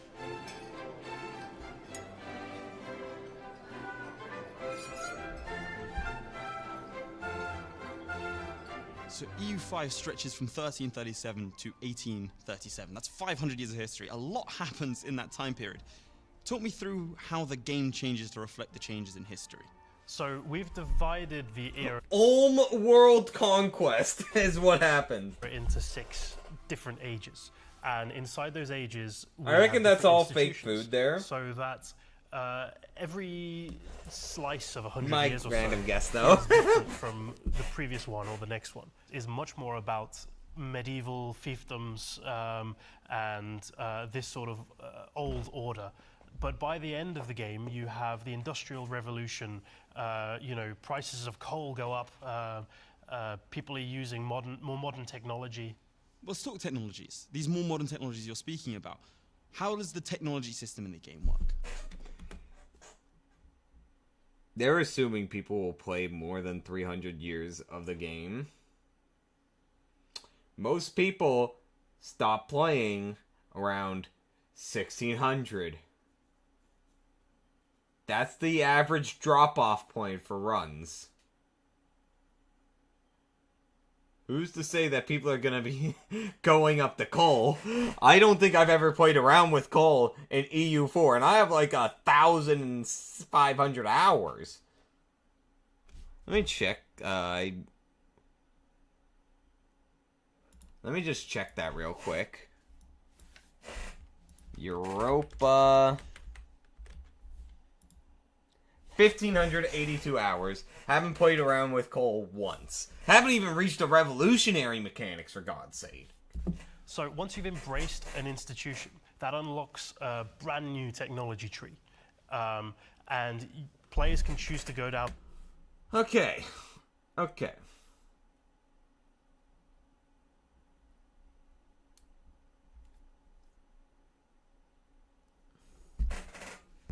So...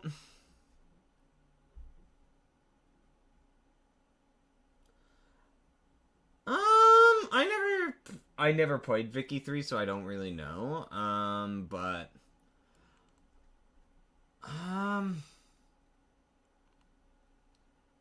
So it's the text inside of each age. Okay. I'm kind of not feeling this because it means you're gonna. I don't know. You ever? Nah, it's fine. It's fine. On that list and unlock specific things We're already from like 12 minutes into that this. tree. So you mentioned institutions. What exactly are they? So an institution is an idea that spreads. For example, it could be... Hey man, isn't there a mod for Minecraft that allows me to display YouTube videos in game?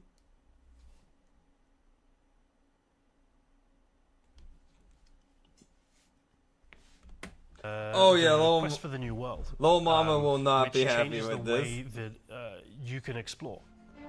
God damn it, Vert! Every...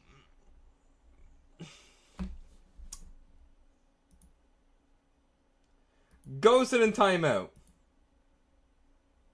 Sit in timeout. Bad Vert.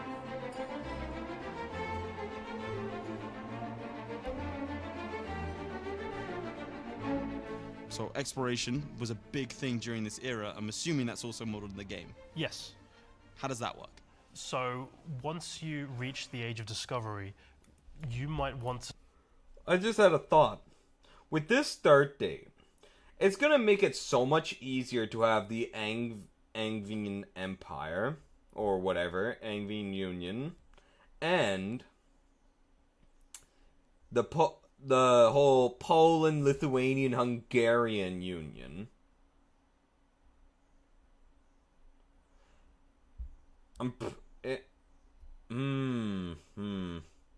How cursed would that Commonwealth be? Polish, Hungarian, Lithuanian Union. Holy fuck. start looking over the oceans and to decide to colonize. Okay, so this is... So, is sea travel handled by going, like, here? These are, like, dead zones you can't enter?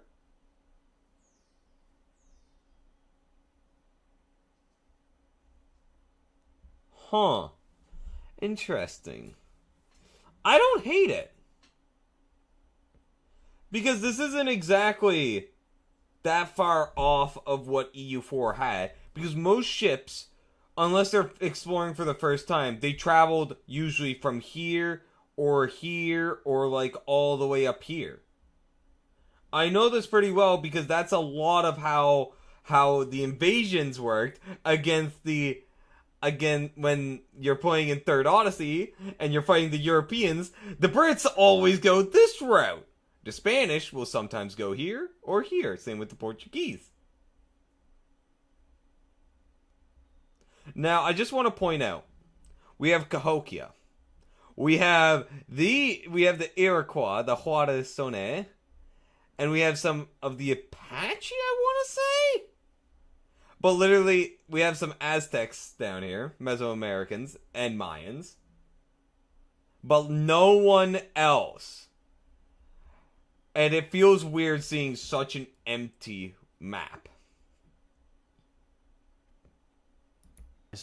Distant lands. So colonization then, how does that work? So any lands. So colonization then, how does that work?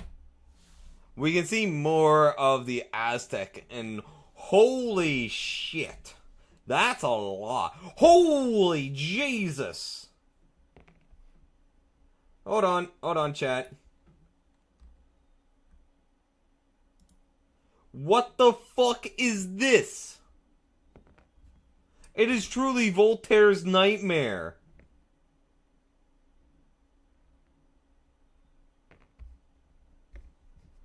Okay, that boy, are you talking about the natives off of historical data?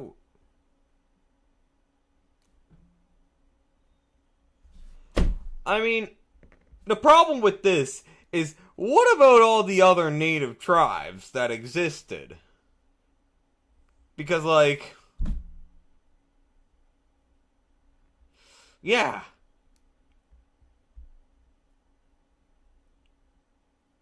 I mean, yeah.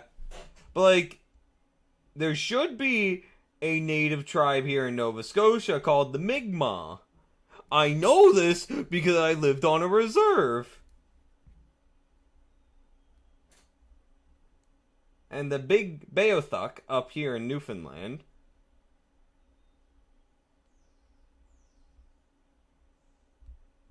Well, that reminds me if,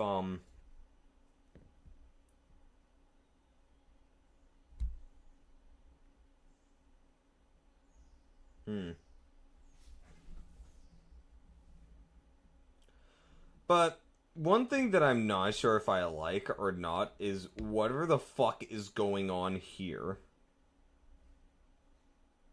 I don't know if I like that. Also, I just love how the Sapmi don't exist. Same with the Finns. They just don't exist.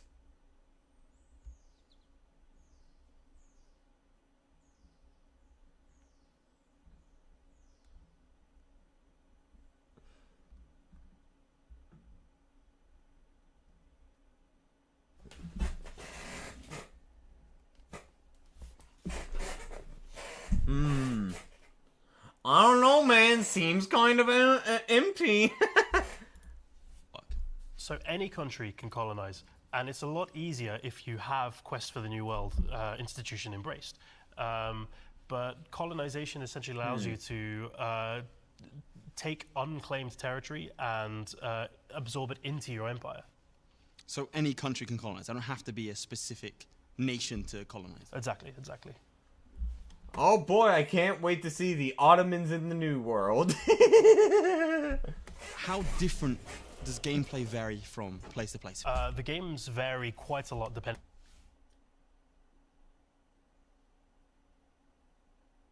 on I don't really know since I haven't played Vicky 3, which so. country you choose. You're impacted so much by your setup, what pops you have. That seems what terrain weird, you have, but okay, and then. what neighbors you have. That every playthrough is going to be different if you're playing with France against Flanders. But I'm not locked in, am I? I can take the starting position of France and go wherever I want with it. I could colonize, I could fight, I could focus on the economy, I could focus on trade. Exactly. It's not railroad. The big blue blob. So you can take France as a big trading nation, or you could just conquer your neighbors. So the big takeaway is that it is a living world.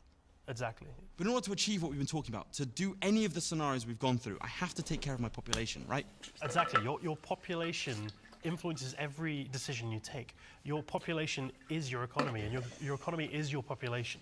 So you have to look after them if you want to lead your country to wealth. Well, here's to wealth. To wealth.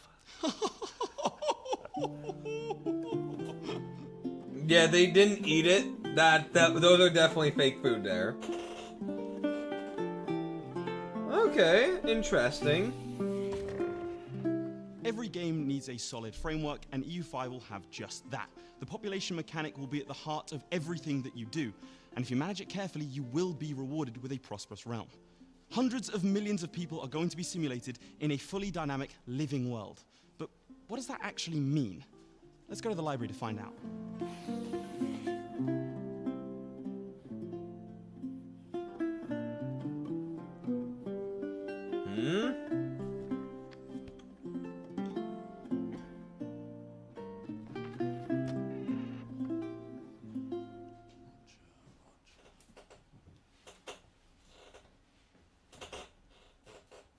Roger! This is a library. That's going to complicate the interview. Fair enough. Can you tell me about the living world? Living world means that things don't come out of nothing. It's I don't know what the fuck's Bert's going on about. that live in the locations which produce the goods by working on the resource gathering operations, or RGO for short. And then those goods are used in other buildings. What are those? How do I build them? How do I use them? Buildings are in locations, and there are many types of buildings that all of them do different things. But in general, they will take resources to maintain and to build, and some of them will produce other types of goods. Okay, so it's not gonna be buildings cost money and generate money, or whatever other resources, like manpower or trade. Interesting.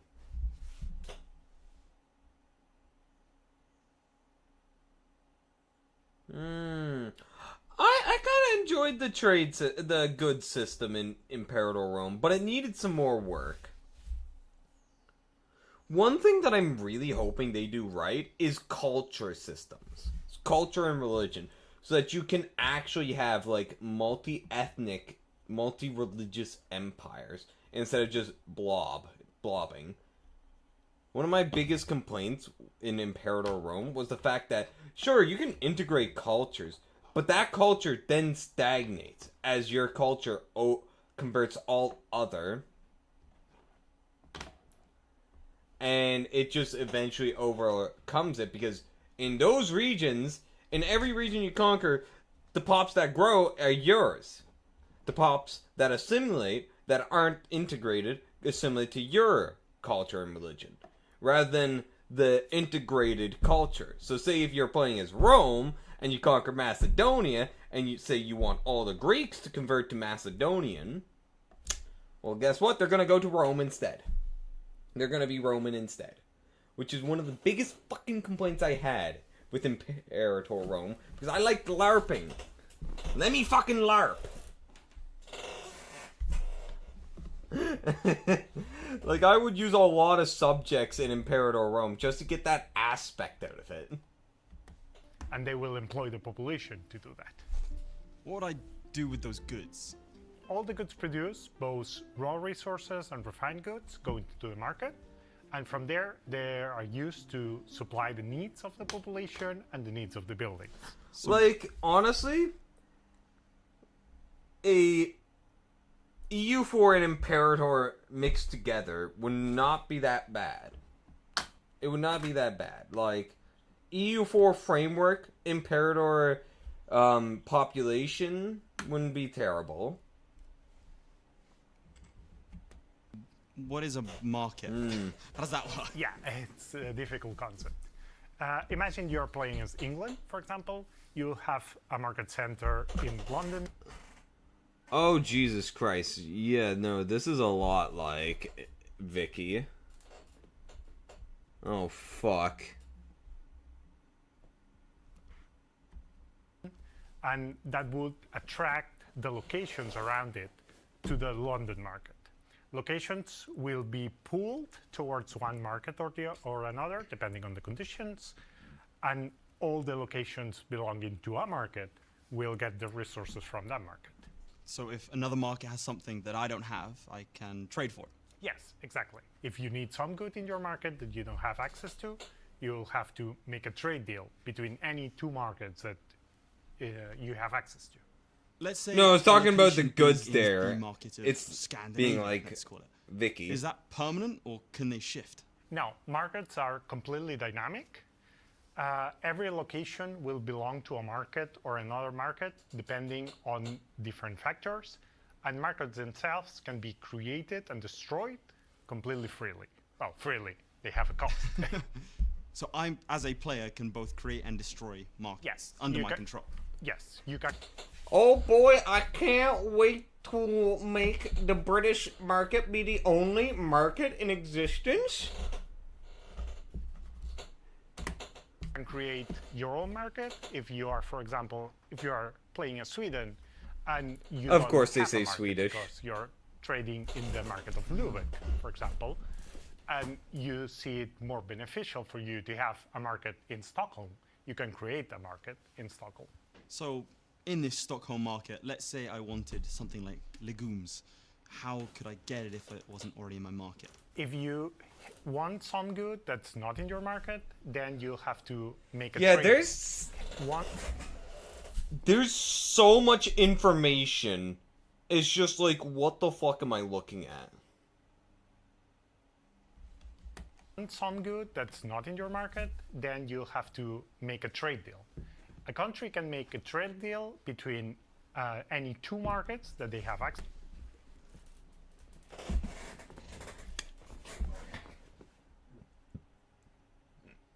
Yeah, I ain't feeling this UI, Chief. Like, access to, and that would move the goods. This feels from, like it's gonna be the micro stockpile hell. of that market to the market you're moving. So if I'm Sweden, I can have Danish provinces in my location. Yes, the goods produced in the Danish locations will be used in your market. So if I'm buying goods and selling goods, what determines the price of those goods? Trade deals have. it's... Oh. Okay. I mean, then again, you can't really trust the AI to automate shit, because if you do that, it's going to be bad. I know what AI automation looks like in Stellaris. It'll just build the most bullshit thing in existence. Also, let Let me just fix up the face cam a little bit. Oh, man. What? Hold on. Why not take a quick little thing to settle my stomach.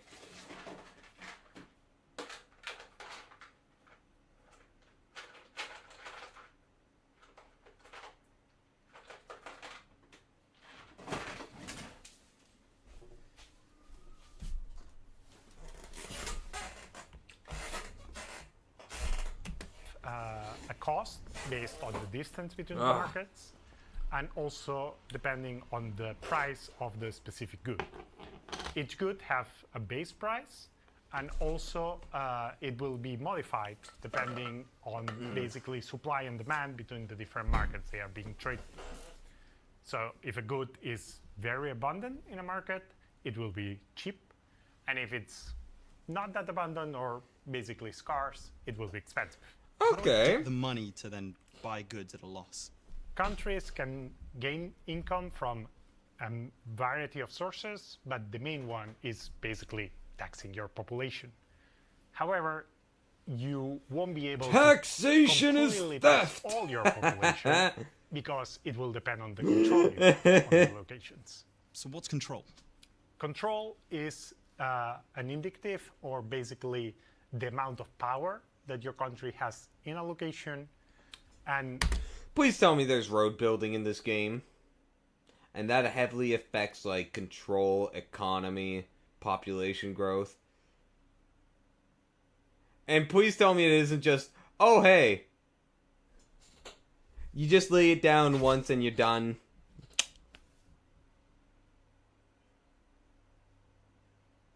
I want... I want fancy road building. I want my Roman roads. it will irradiate from your Like country. I pretty well. I like the Imperator system of roads, like how it would affect everything, like population growth, assimilation, like conversion. It would affect so much, and it was just fun seeing your road start sprawling out. Antebellum, it had, yeah, I think I know what you're talking about. Where it's just like, it's basically treated as another building. If that's the case, then that's kind of a bit disappointing. You have your cabinet to increase control if you want. How can I gather more taxes from, like, a location? So, control seems to be a lot like autonomy, by the looks of it. Which is, I kind of dig the idea. I kind of dig it. But the main tool that the countries have at their disposal is the cabinet. That gives me an idea. Thanks, Roger. So Roger has just told us about the living world, dynamic markets, and how to build a prosperous nation. But all I heard was newly conquered territories. Let's head to the armory.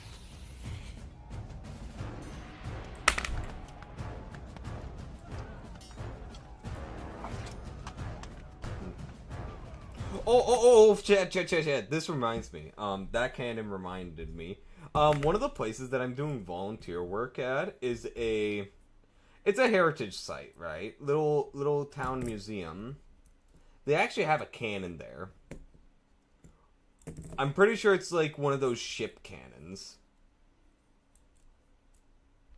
They have a musket and 2 swords as well. And it's pretty fucking cool. Like...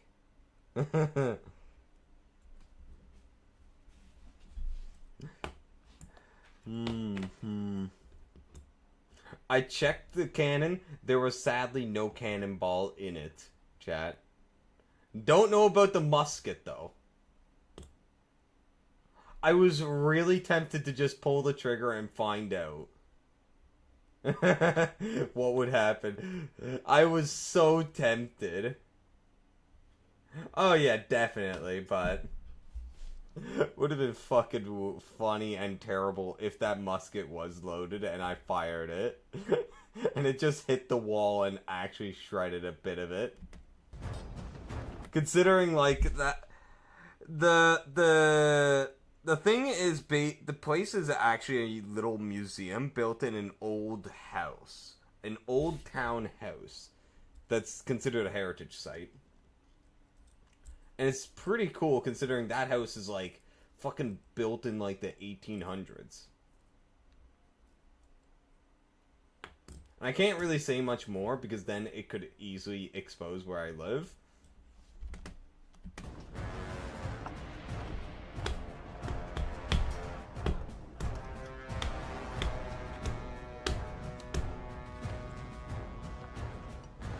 Oh, Eric! You Europeans with your ancient homes. But like a lot of the flooring is that really old style. And like, well, the house is just built in that old style. Like the stairs are just jank. And it's all wood mostly. The stairs are jank. The flooring is like that old wooden type that's basically feels like it's gonna fall apart at any moment. Welcome to the armory. Thank you. I've been given this map. I think it's finally time we show them. Let's do that.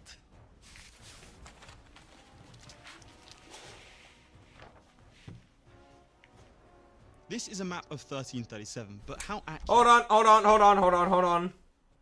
This is unrealistic where the map would just roll right back up. Like, this is unrealistic. 1 out of 10 would not buy. This ain't it, Chief. This is a map of This ain't 1337, fucking it. Like, I'll show you what happens when you have something rolled up. I'll show you, chat. Look at this. Look at this. This isn't made out of paper. It's leather. That's where the dust bug went. Hold on. There we go. Alright. So, this is what happens when you try to unroll a little rolled up thing. This is what happens. It just rolls up on its own. They are making false advertising. How dare they?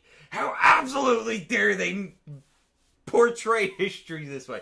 This is incorrect.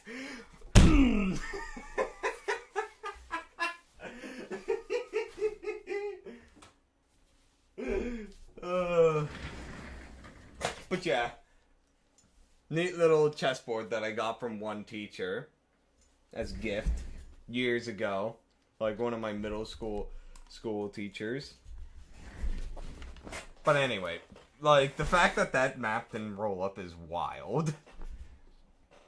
How accurate is it? Well, Leith, I would say this is the most accurate and granular map we ever made for a grand strategy game. So you're going to need to take me through... Okay, what the How fuck was important that? is historical accuracy to something like this? I'm glad you asked, because basically the map we're starting in 1330. Okay. Ethiopia. Cool.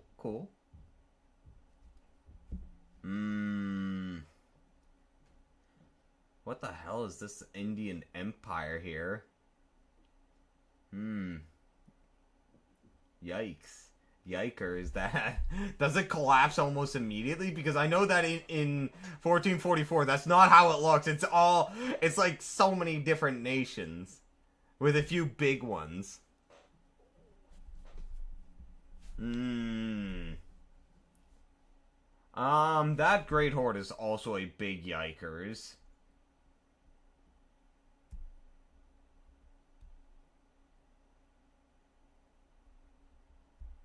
Yeah, I just never really took a... To be fair, all the maps of like 1337 and before, I've only ever seen the European version. The European variant. With at most like about to here. and maybe like here as well. At most, it would be like this. So, I don't get to see much of this nonsense here. Me calling it nonsense is going to piss some people off.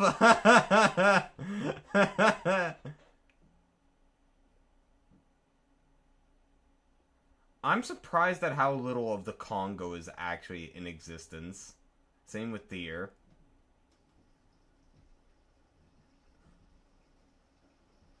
What, like this? This got reworked? Huh?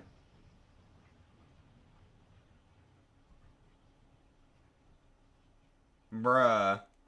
What the fuck? What? Wait, why? What? Why was there backlash? Canon Empire, Mali Empire.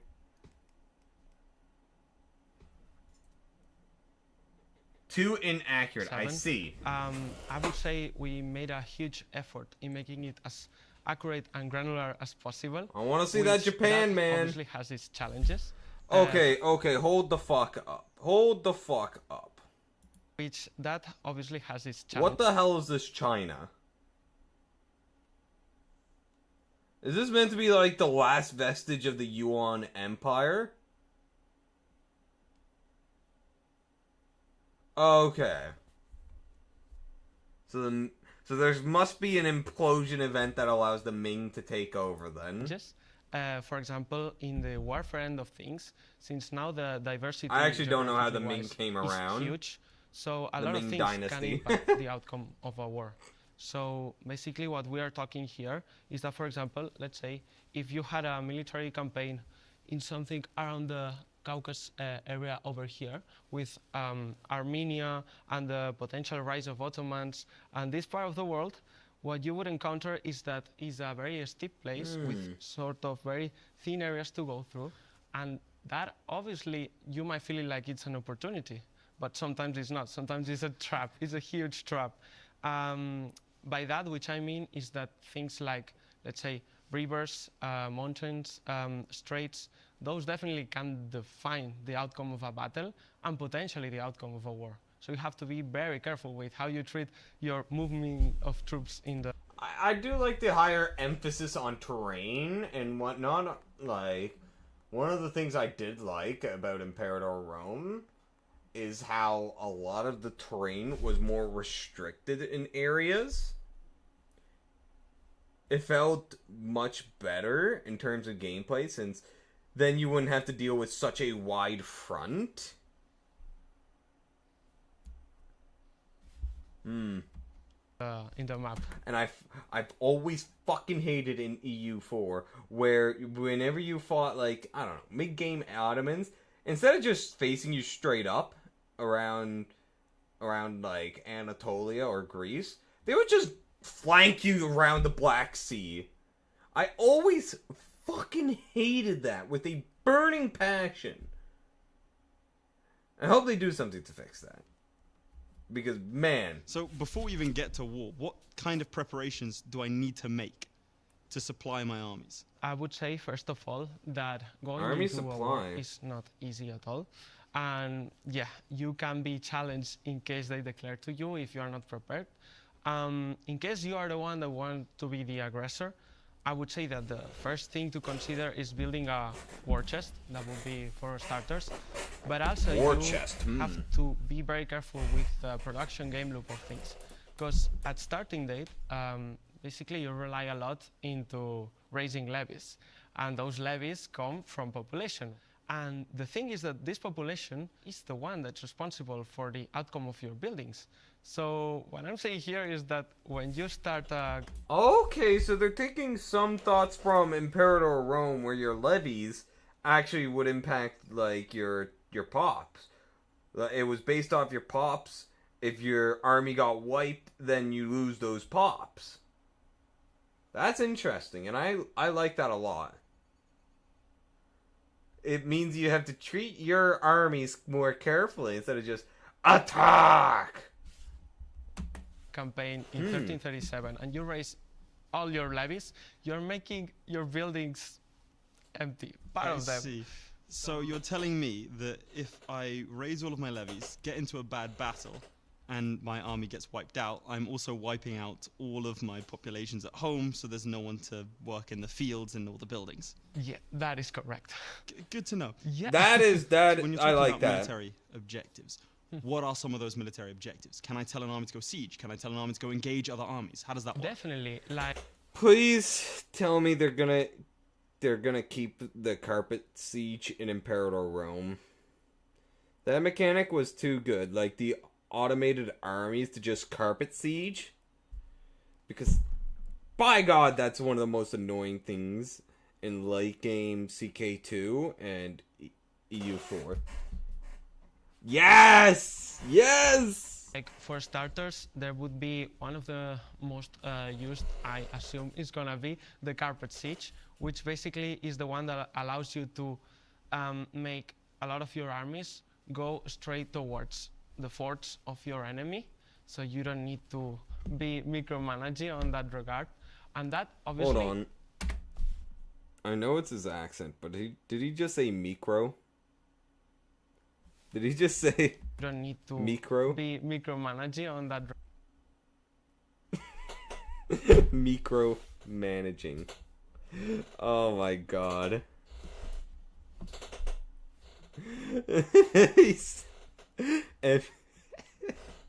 MECRO. Hold on. Oh man. Regard. I And that shouldn't find this obviously as funny as I has do.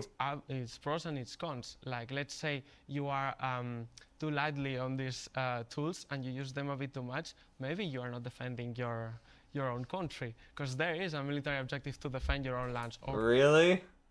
You guys don't say micro? You say, oh my God. to call everyone back to defend. But if you are just using the tools in an Bruh. aggressive way, it's probably gonna screw you up when it comes. Not rare European L, not gonna lie. Like European L.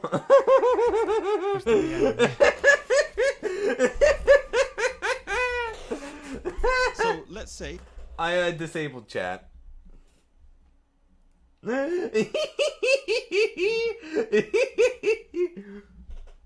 Rare non-Anglo L. hypothetically I am an Englishman, Yes. and I want to press What the fuck? Well then. my rightful claim on the throne of France. Can I Yeah! use my superior navy and sailing ability? Definitely, definitely, 100%. Like, navies in EU5 are meant to be, first of all, for movement of troops. That is a huge thing that helps the troops to move around, but also it supplies nearby armies. So that would be something to take into account. I would also add to this that if you, as an Englishman, start, let's say you go to with another one. Please tell me that we're gonna get to see like supply mechanics where we actually have to build supply lines. Because I want to do my Roman style supply lines. Which I can't remember how they did it. You go here and you start going deep into French territory, thanks to your navies, basically. What you would get is that a lot of the locations in France, when you occupy them, you can basically get their food. So I can live off the land in France. Yes, Ideally. that's The true Englishman ideal. Living off the French land. thing. And also, like, it goes both ways, because you get the food of the enemy. Wait. I just had a thought.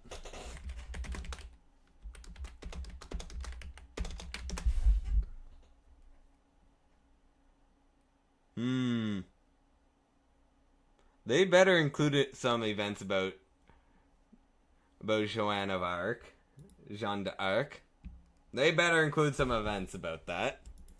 And schizo event where she takes control of the French nation and creates this basically this religious order. This French holy order in the form like oh my god, that would be goofy. I want random bullshit like that. That means the enemy doesn't get that food. So that is pretty good for your outcome. So you mentioned that wars brings back the Templars. Oh man. Now. They better have some. They better have some stuff about I don't know, like the Templars fleeing to the New World. Like, come on. I want my Templars in the New World. are won and lost according to economy if you're up too long. How do I win a battle? Winning a battle can be decided by a lot of factors. First of all, as the most usual one, you have the biggest army. You probably will win, but the thing is that this game doesn't assure you that. So the different factors are size of the army, yes, professionalism of the army, yes, the general, the terrain, yes, and beyond. Yeah, I would say supplying your army with food. If an army has low morale due to low food supply, then it's another factor to consider. So if they're starving to death, they can't fight. Basically that. So what are the potential ramifications of starvation then? That your entire army could die of starvation, which would be a very bad outcome, I would say so. That's and pretty that cool. means probably that the enemy will be super happy about it. So, but yeah, in order to supply your army, you would have to consider... Never too much AC, okay? Never too much. I want my Templars! Like, seriously, Knight Templars in Nova Scotia. Let's go.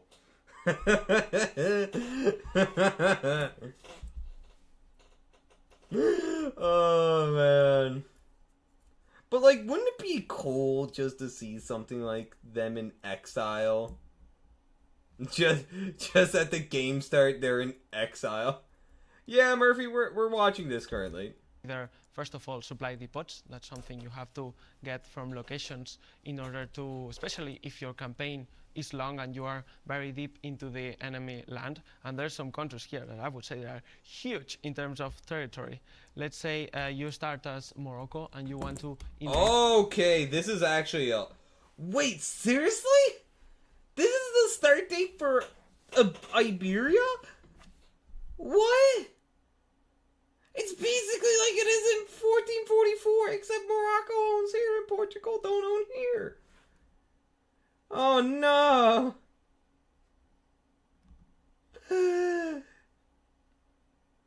Andalusian bros, it's so Jover now.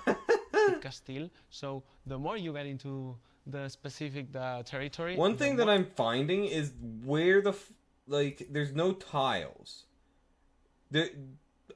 I mean, there kind of is, but it doesn't really look like tiles. You don't really see the tiles here. So, like, how is the land going to be dealt with? Or do you just not see the tiles once you have more land connected to it? You'll see the borders, but not, like, the actual tiles. The more you might be punished unless you prepare fine with it. So if I'm Tunisian, yes, and I want to invade Castile, yes, the deeper I go, the more I need to consider supply, because I could be cut off.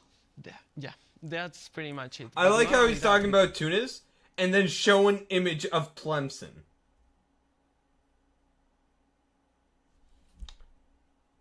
Like, come on. Come on.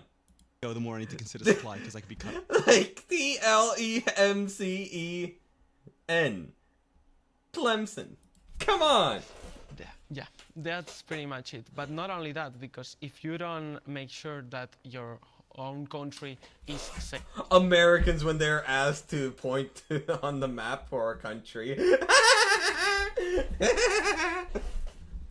Wait, is this guy American? That might be why. faith in terms of occupations, then you could face another problem, which is that your enemy cuts down your supply. And that would mean that at the He's end, probably you won't Spanish? get that much needed Shit. food. Shit. Well, I mean, hey, to be fair, they thought North America was India. To be fair. Like, India, yeah, this is close enough to India. It's the West Indies. Meanwhile, it's just the Caribbean. Let's say I have a weaker economy than my opponent. They're going to win. Am I able to secure quick tactical victories in order to beat my opponent? How can I take their resources away from them? Well, that's a very good question. Scorched because earth tactics. There's a lot of opportunities. For once, the map we have in this game allows you to browse very carefully which enemy locations might be producing from the land the goods that are meant to supply their units. So I guess a smart choice, let's, for example, choose the Golden Horde. So Golden Horde relies heavily on horses, as we all know. So if you detect the places that have horses in it, and you are quick enough to occupy those, you're basically decreasing their chances to fill up their ranks once they have some losses, and that would benefit you a lot. That also would include other types of factors, like, let's say, if you are occupying a location that is meant to be a huge food supply for your enemy, then you are doing a very good strategy, because you are cutting them down as well. Actually, the magic of this granularity, that it allows you to, if that country is facing other wars, or if that country is just having an internal problem with the managing of their supplies, then you have an opportunity there. So yeah, I would say that if you are using a small country, you're playing a small country, you might have a chance to succeed. So it's less about the size of the dog in the fight and more about how much food is in his food bowl. Yeah, that I would say that, yes. Nice. There's many ways to punish your enemy. Another good option, obviously, but that even comes from EU 4 times, although in this case I would say it's harder, would be to occupy the capital. When you occupy the capital of the enemy, basically you are the victor. Yeah. Well, Eric, thank you so much for all that fantastic information, but I have just one more question for you. How many princes are there in the HRE? P.S. what everyone's thinking.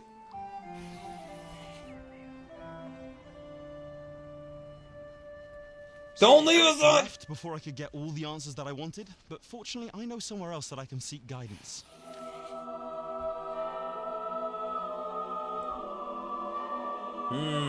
Interesting.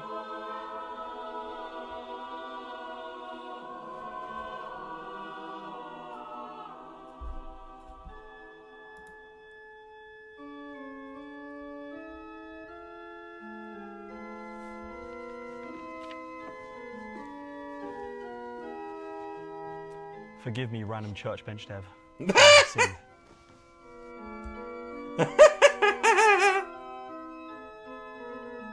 We're in a church now. A little chapel. I have a question about faiths. About your faith? No, about faiths in the game. Oh, well, that I can help you with. We do have around 300 faiths in the game. There's, for example, Catholicism, there's Buddhism, there's Zoroastrianism, there's Shintoism, and plenty of faiths. And do they have their own unique mechanics? Yes, everyone has their own unique set of mechanics that they can interact and play with. And I'm assuming all these different pops have varieties of different faiths? Yes, each pop will belong to a specific faith.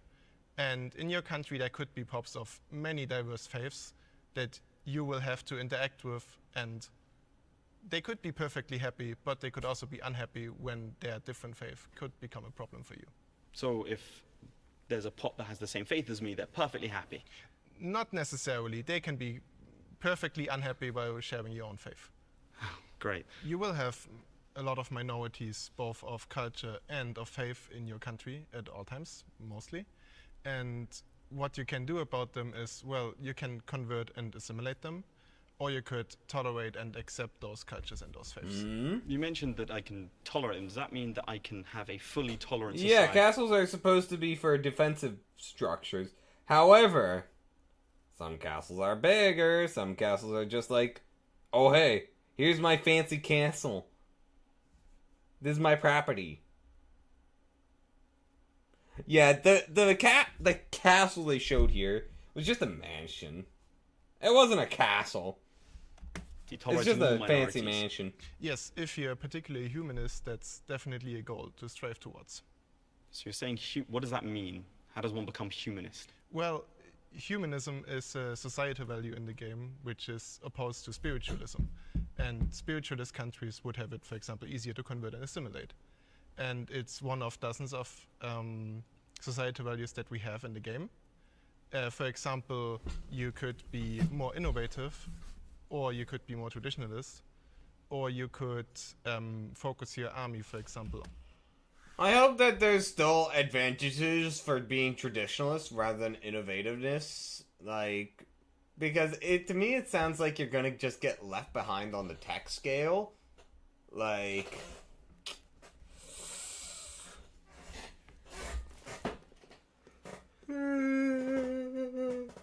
Oh, pardon me. Quantity or on quality, but you can't do both. Can you give me an example of a major situation that would impact my societal values? Well, there's one which will come fairly early on in the game, which is the Black Death, which will happen around like 10, 15 years after the game starts and will affect a majority of the globe. What can I do to lessen the impact of the Black Death? Well, you can try different things. You can try to build hospitals, you can maybe establish a quarantine, procure remedies, but, well, I hope you find solace in faith. Good luck.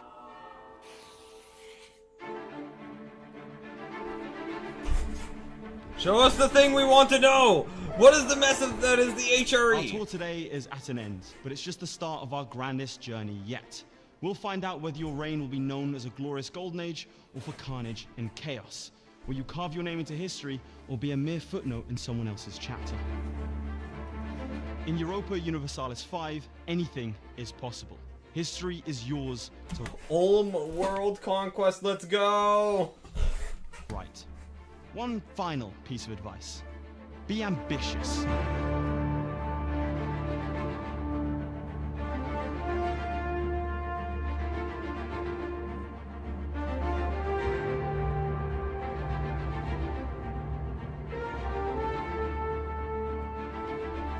Why they didn't show us the HRE in all of its unholy glory. Disappointed. Anyway, chat, that was that. Now, I'm gonna go use the bathroom. I need bathroom break. So I'll be back in a minute.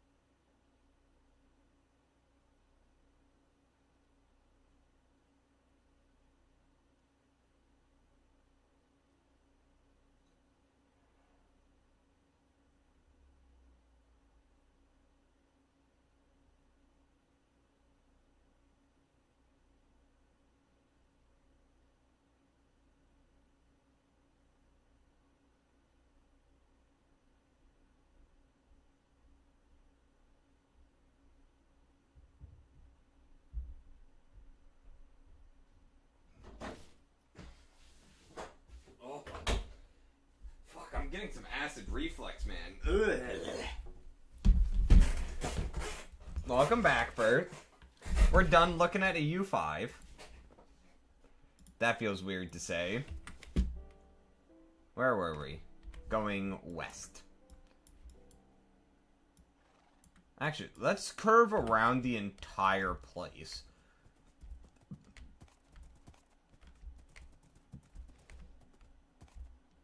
Yeah, Bert? What do you mean, how do you remove blood? Like, from the floors, from your clothing, from your hands? You need to also dispose of the evidence.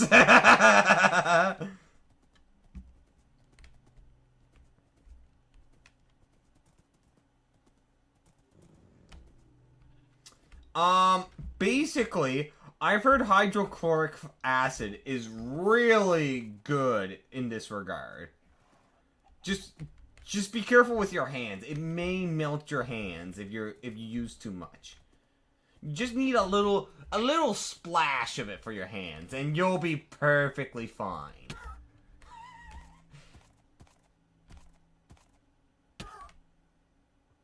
You can trust me, right? You trust me.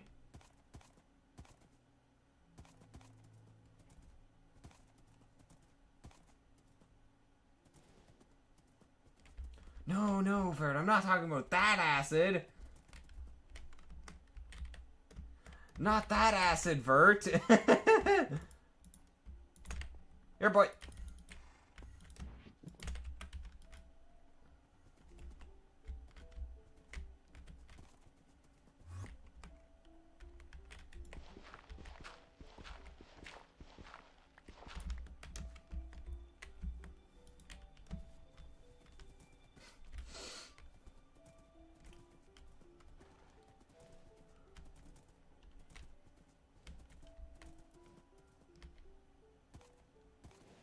Now, I'm trying to remember how you actually make hydrochloric acid.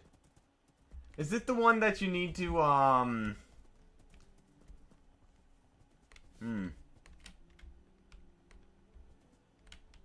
What the fuck's that, Bert? My Japanese ain't good enough to understand that, Bert. I know the recipe was shown in, Dr. Stone of how to make hydrochloric acid. Same with sulfuric acid. But sulfuric acid is mostly made from, like, you know, poison, that, stuff you find in like, you can find pools of, like, sulfuric acid out there. Or something in a similar form. Oh, no!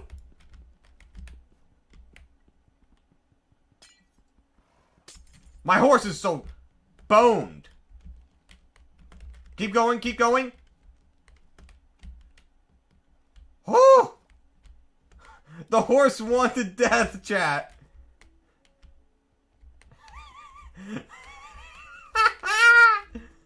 Jesus Christ. We almost lost another horse. What is with this horse curse?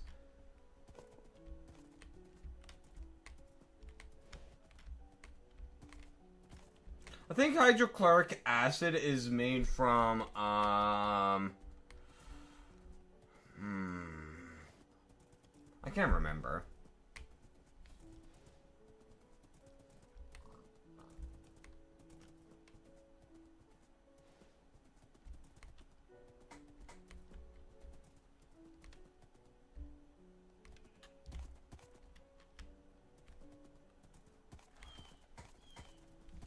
But yeah, Dr. Stone, highly recommend that show, that anime.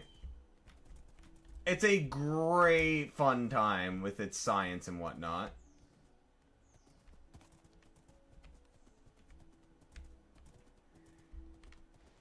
I know I am, but I really don't want to spend $40 straight up for it, especially after I bought so many PC parts recently.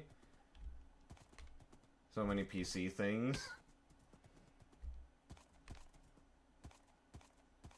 I can't justify more money. I bought 2 SSDs and the capture card. I can't justify spending more money right now. Which is very sad.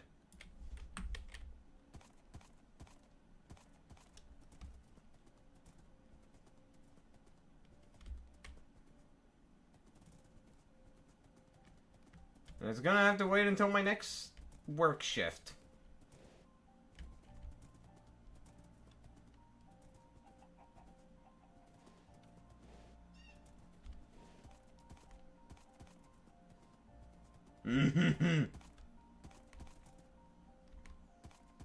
You know, one of the little experiments I want to try is just $5 in on gambling and see what happens.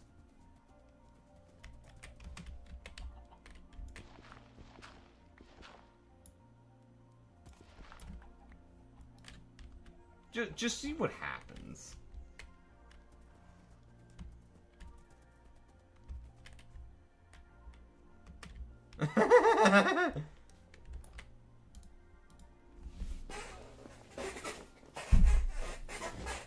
Like, I've seen some videos of people online gambling of one dude, like, putting, I don't know, I think it was $10 in, getting, like, 7,000 out of it, and then losing it all because he got greedy.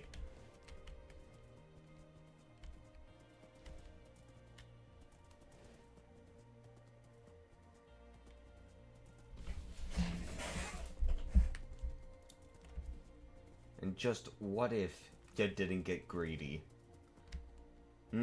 What if you just cashed out?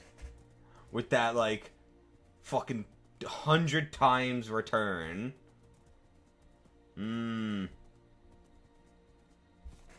But yeah, like, online gambling is fucked. Anyone who actually goes into online gambling is just dumb. It's just a dumb idea.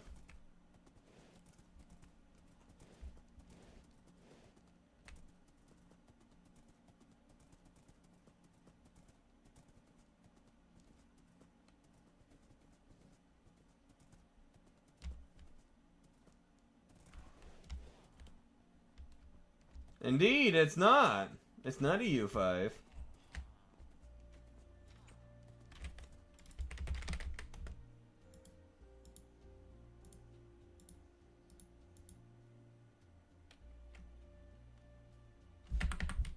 Hold on, we're gonna go grab all of these bricks up. Hey! Bad dog.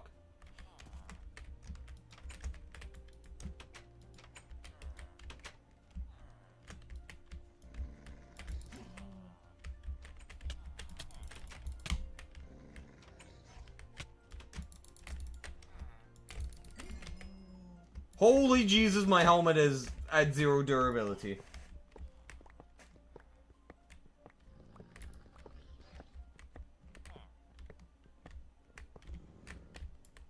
I'm just grabbing these up because the extractor can give me the bricks, which I'm more interested in.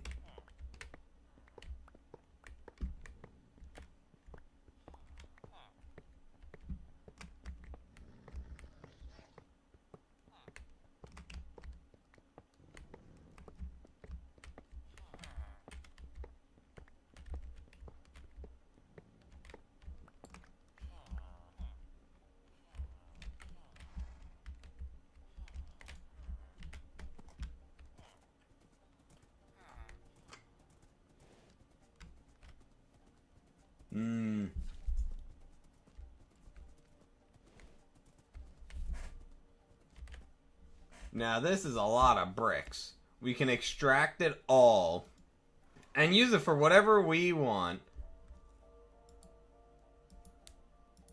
I can just use a compressor to make the bricks again. Okay, that's good. That's good. Hey, that's pretty good. So how's the map looking? Oh, wow. This is a big boy snow biome.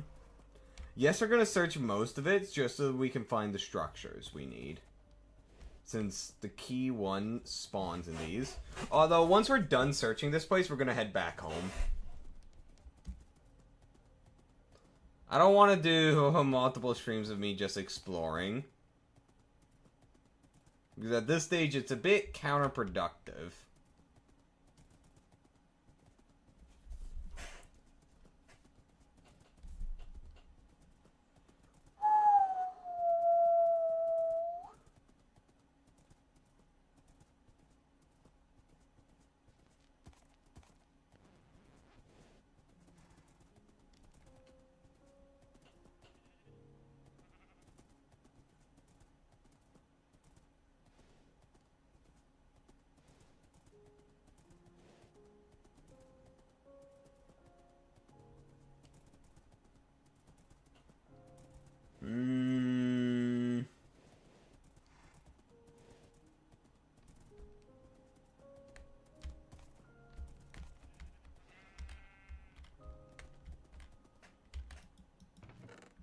Damn it, no cobalt. Now, I'm gonna see how much it's gonna cost to repair my sword up. So I can use my sword again. And how much my pickaxe is gonna cost.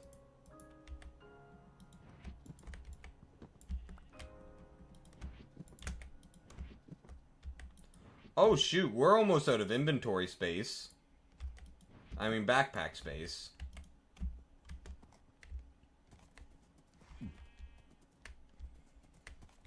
Oh, geez. Paradox sale. Is there any DLCs that I could pick up at this point in time for very cheap? Yeah, Murphy?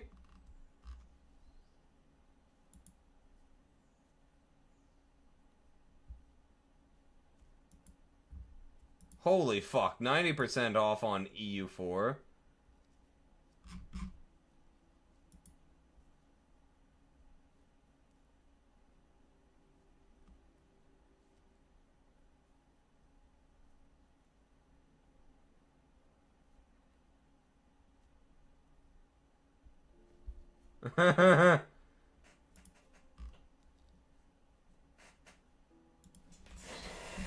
Let's see.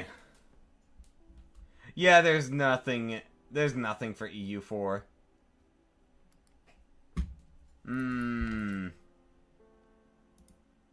Stellaris, maybe?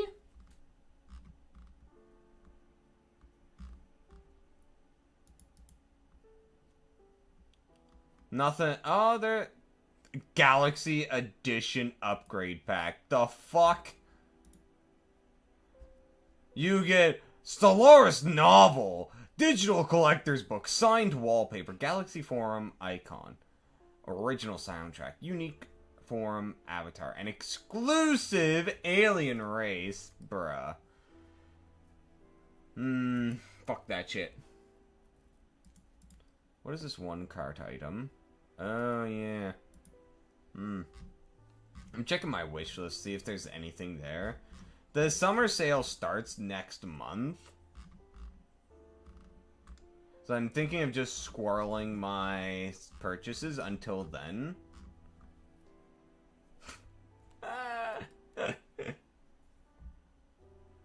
Honestly, Vert, don't. At this point, don't.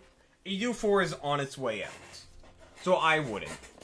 If you want to play EU4 with DLCs, I'd say just play with the subscription pack. No, it's already on its way out. Out. It's already on its way out. Key word in that. On. Which means it's almost... Its life cycle is about to be over. To be fair, Murphy, CK3 sucks ass, and I had all the DLCs before they ended it. Yeah, it's on its life cycle is over, and EU5 is going to release within a few years. So what's the point? If you buy that, like, and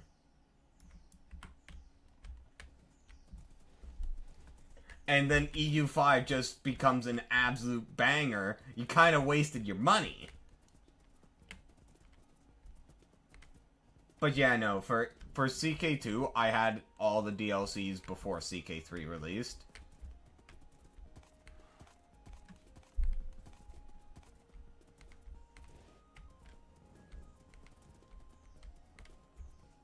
Yeah, no, I was just responding to what Murphy was saying.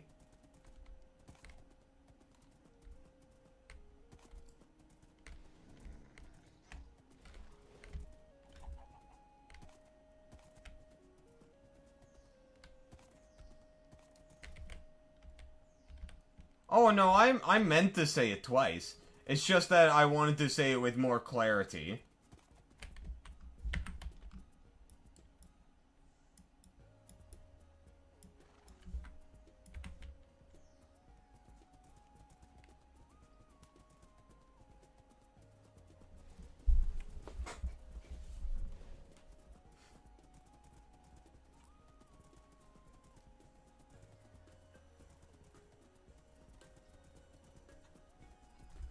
And I reckon Hoi 4 is probably soon nearing its end of its life cycle.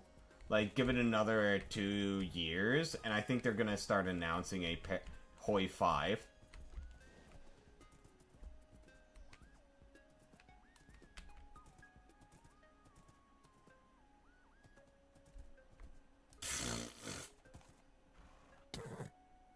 Mm-hmm.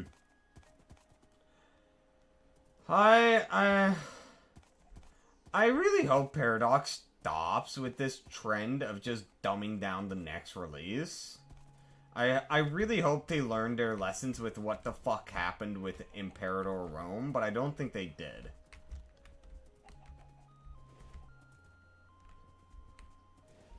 Because, like, ever since Imperator Rome, and CK3, I haven't bought a new Paradox game because I'm not getting burned again.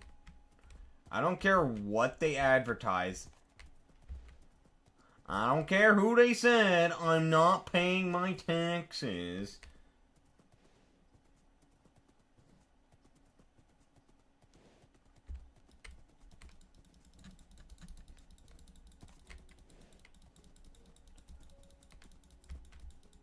Now that I think about it, I should really play some Mew and Taxes for EU4. My PC, I wanted to play it in the past, but the last time I tried to play it, my PC wasn't strong enough for it.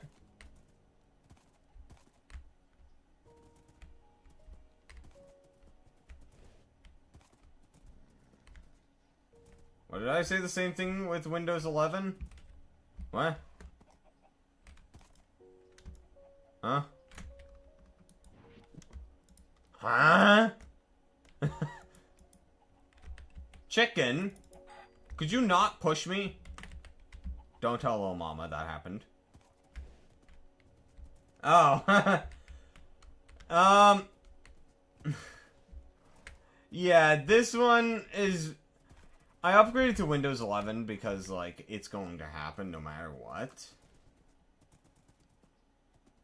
And since my Windows 10 got fucked, I figured, instead of having to deal with the trouble down the road of upgrading, why not just upgrade now? And just pull the band-aid off as quick as possible.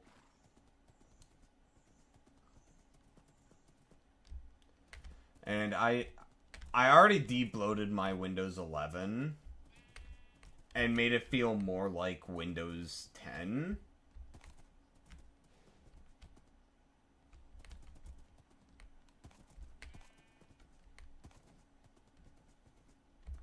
Whoever the fuck thought that, oh hey, let's put the hotbar icons in the center instead of the left, they were not cooking with that one.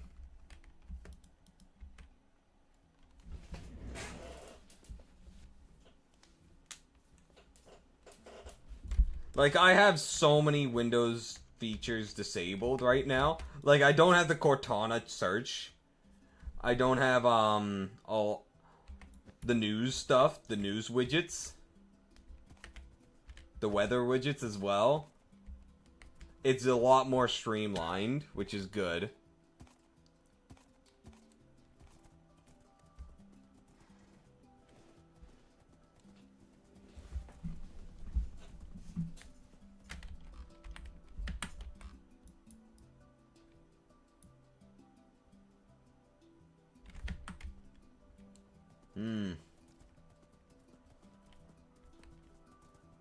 Man,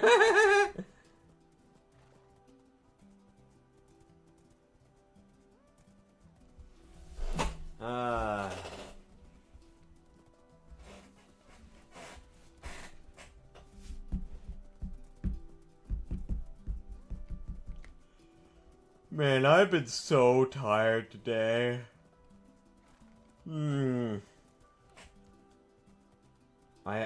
I didn't intend to, but I had to buy a French vanilla after I was done my volunteer work on my way home because I was just so fucking tired. I actually got an oat milk French vanilla and it was banging, chat. It was absolutely banging.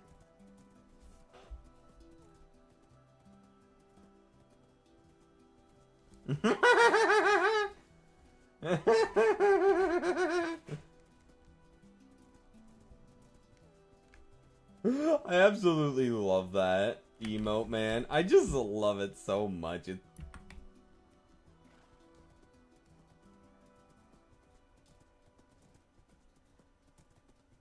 Oh, that boy. Do you have 7TV by chance for Twitch? You gotta see what we're seeing, and you need 7TV extension for it. It's an emote extension. You can basically just grab it on your browser.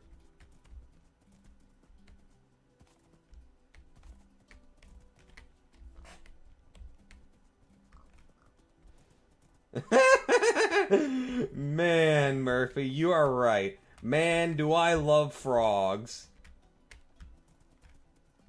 Man, I love frogs. We can basically speak in code to, and people who don't have 7TV won't know what the fuck we're going on about.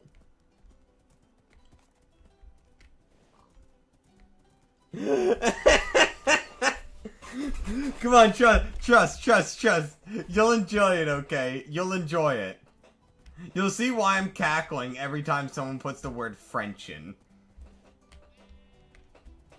Bert, I'm pretty sure that censorship is just you, because it's not censored for me.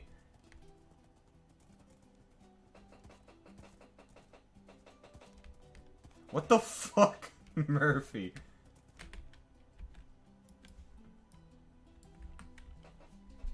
Bruh.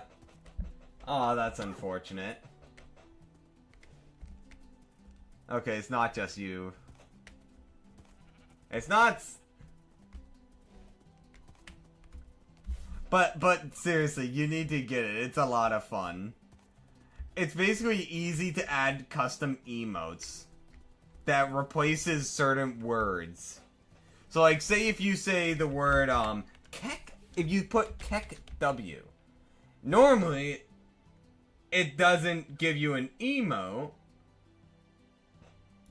but if you do it with 7TV, it shows up as an emote of the guy that it's based off of, the Kek W meme.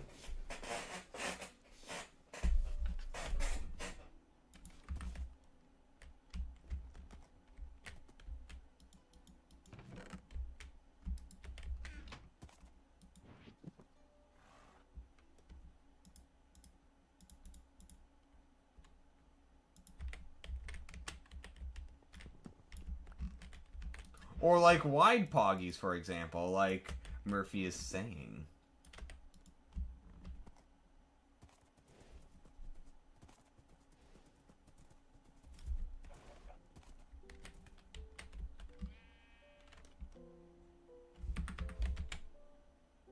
Come on, it's a lot of good fun. You need to get it, man.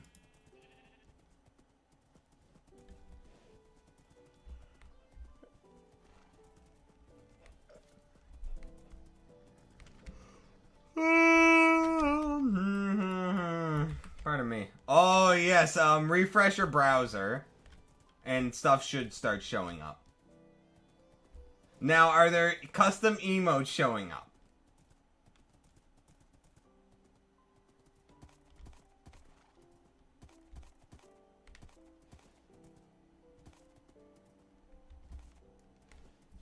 Bo Cohen.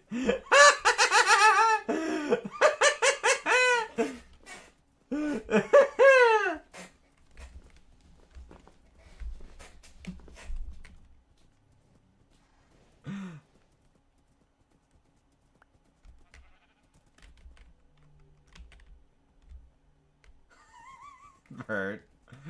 Oh my god.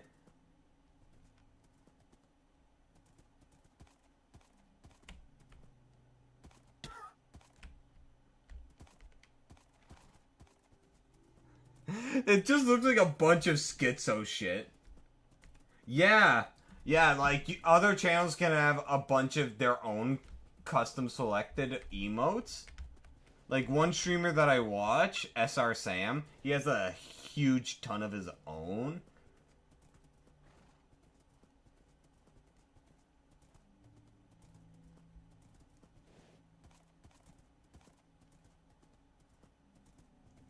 Oh, fuck. Oh my god, that jolt. Holy Jesus.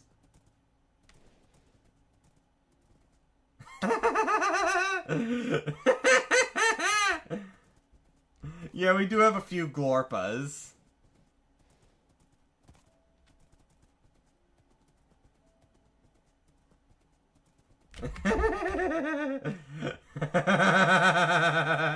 But there's the one that I was talking about. Whenever you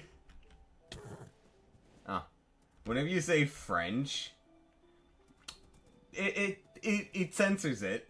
I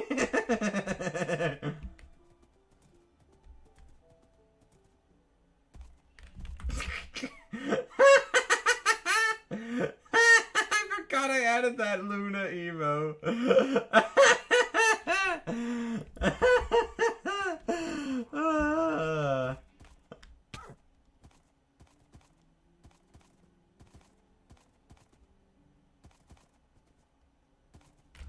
Hold on. Let's add more. More emotes. Let's see.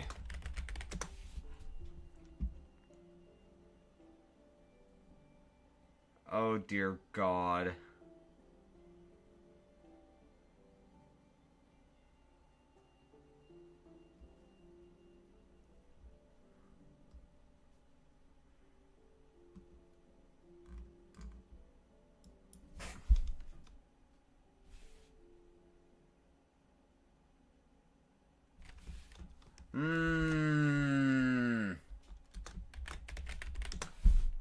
I kind of feel like more Balatro.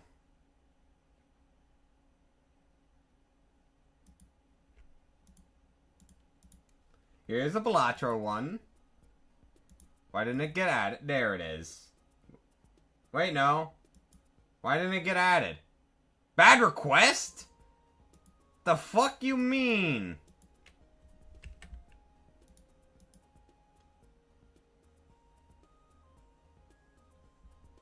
I don't think it's letting me add it.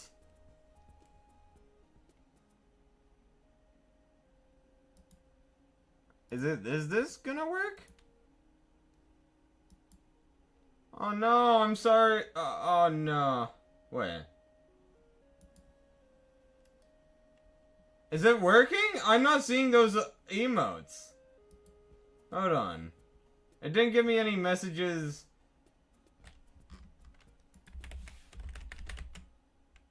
Oh no, it is. Okay. It didn't give me any messages as to them being added and gave me an error, so.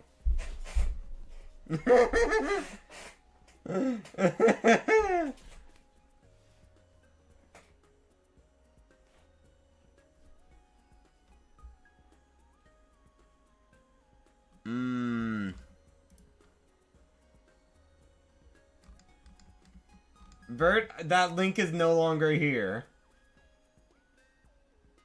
I don't have access to that link. Oh my god. You're fucking shitting me.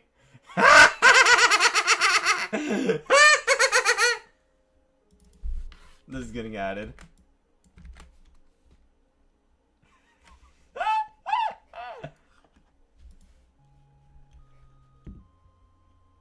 I don't know if this...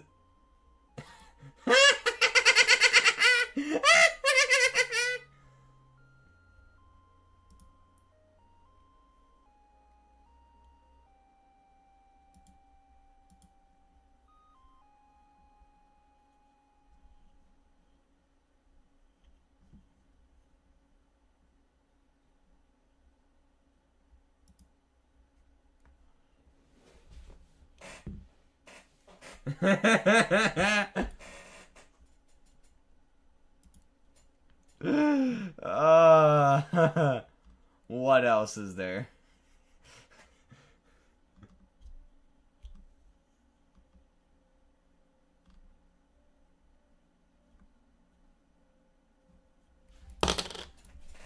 Oh, I know.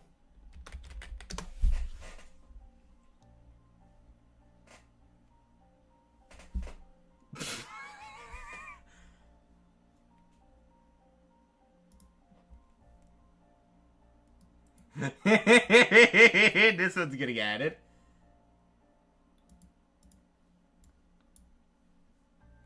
Alright, fine, Vert, you can have it. I'm now starting to get the messages, which is good.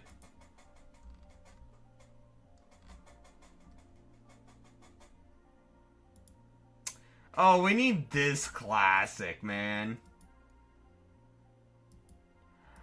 And now the messages aren't showing up.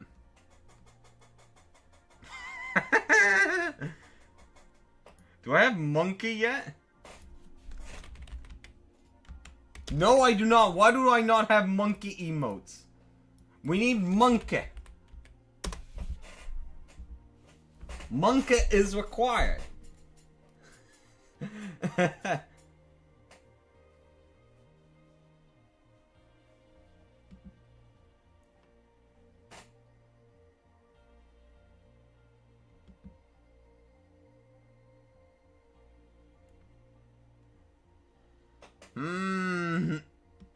Yeah, that one's necessary. We need that one. We need this one as well.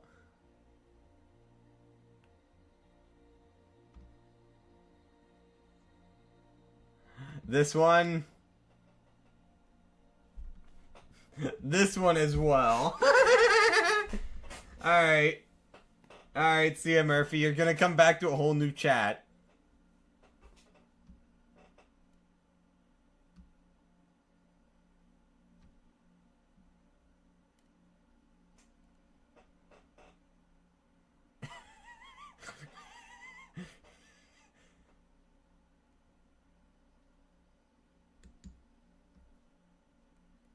Alright, let's add these in.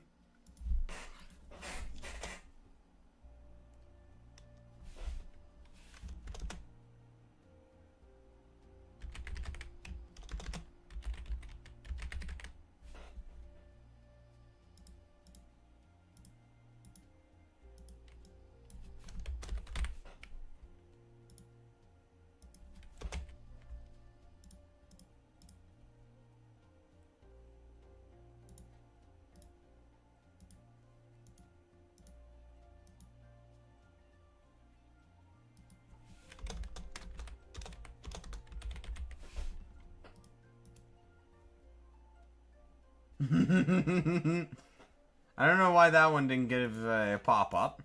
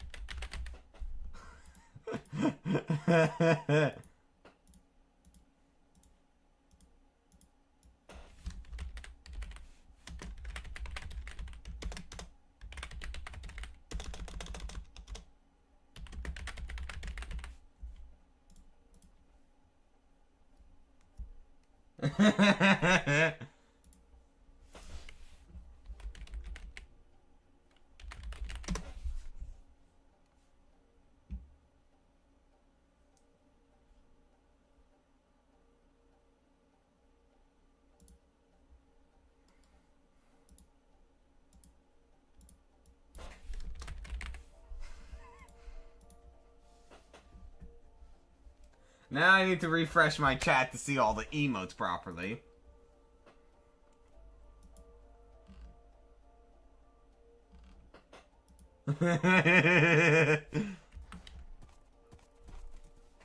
It's so peak, chat. It's just so peak. Why am I stuck?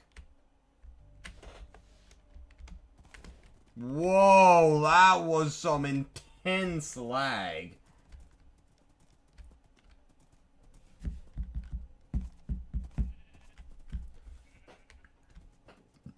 Anyone who doesn't have 7TV emote, 7TV, who's here in chat, must think we're just schizo.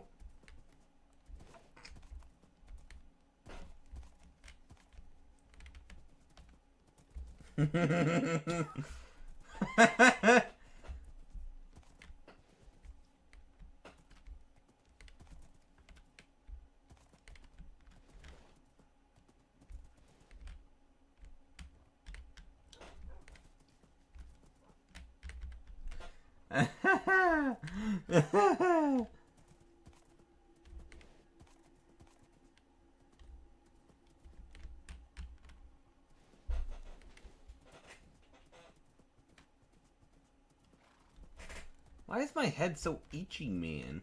I don't know why. Specifically right here. It's so itchy.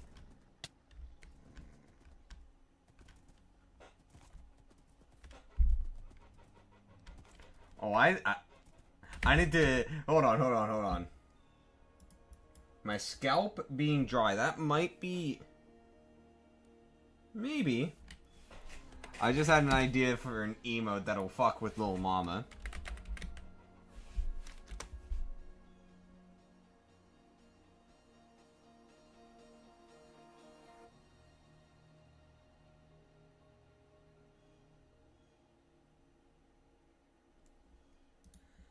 Oh, Jesus Christ.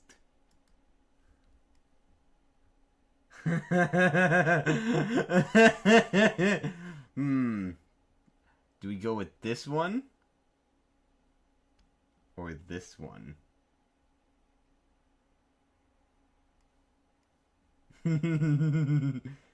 Chat, one or two? One or two?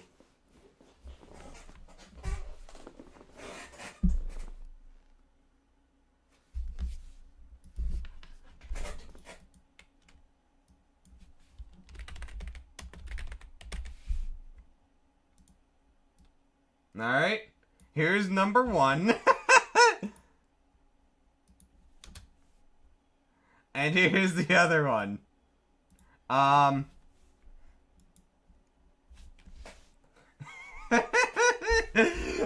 want to fuck with Lil Mama a little bit whenever she does. Whenever I go scratching myself, she always says tickle tickle. So I want to fuck with her a little bit. Since she does have 7TV. Oi! Oi! How dare you! I just want to pull a little prank! A harmless prank is all! No! No! I would not! Alright, let's head in this direction to cover off this area. Plus, those two little chunks are pissing me off.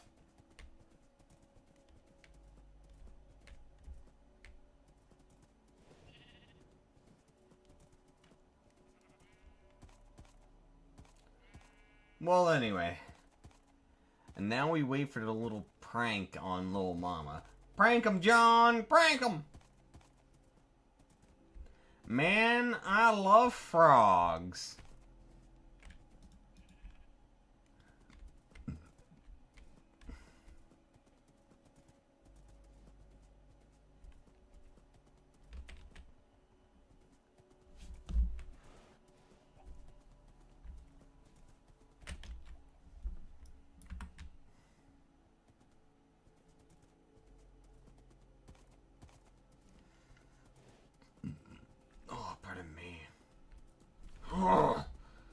Oh, my stomach is upset today. I've got so much acid reflex, and I really, really don't like it.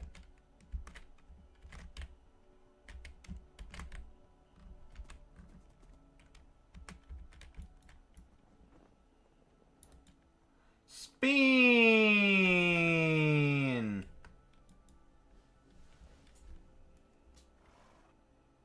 Don't neigh at me.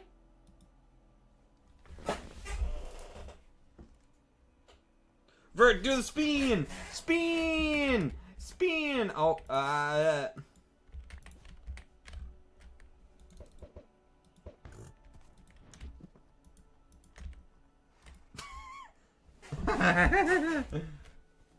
Nothing happened. Don't tell little mama anything happened. It was just a harmless prank, bro. It was just a prank, bro. It's just a prank, bro.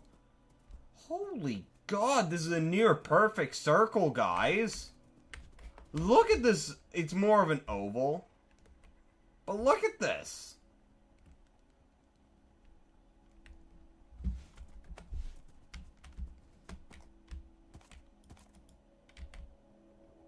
You know, somewhere out there is a perfect circle in Minecraft. Just perfectly generated. It just exists. Let that sink in, chat.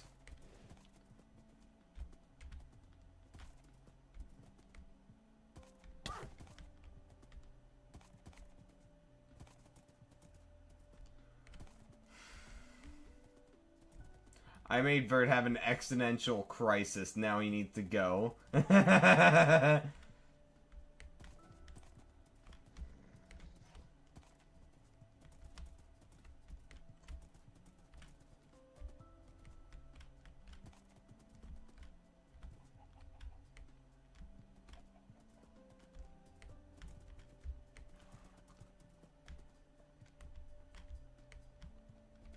Alright, let's head home.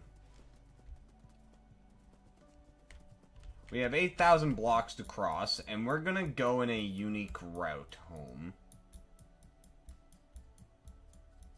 Which will cover a lot of... Oh my God, where the fuck is my base?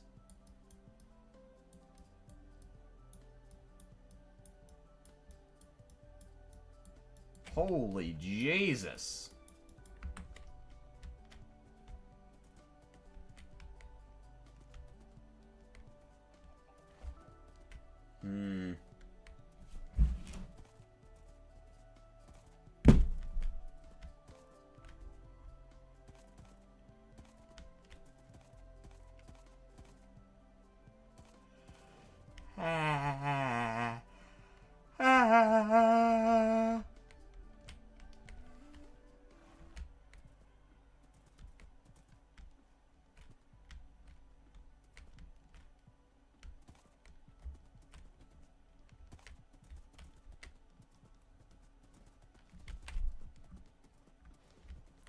Now, just out of curiosity, chat, how would you feel about me playing Miu and Taxes for EU4 on stream, and it being one of my first time playing it properly on a PC that can run it? I have no idea how the mechanics work, so it'll be a shit show.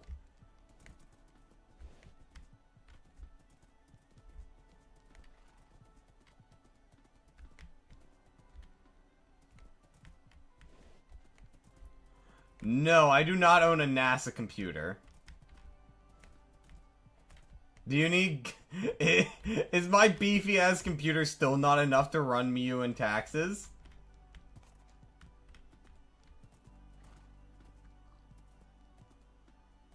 Bruh. You're joking, right?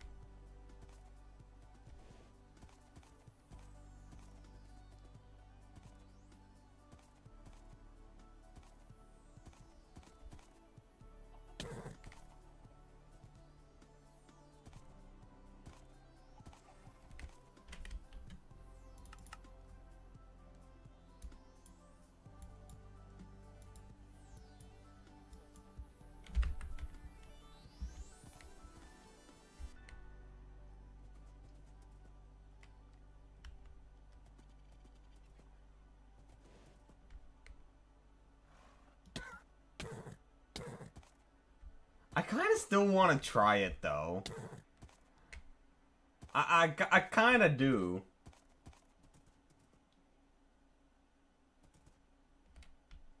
Really? Oh, Jesus Christ.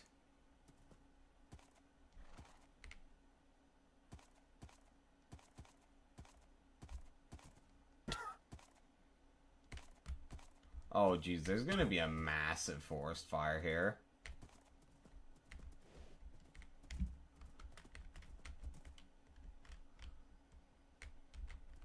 Some men just want to watch this world burn.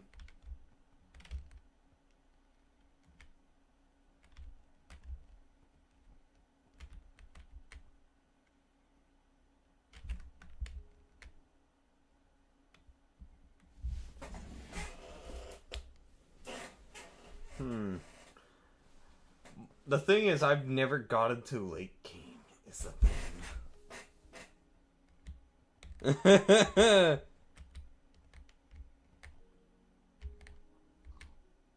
Oh, there's pork chops there, chat.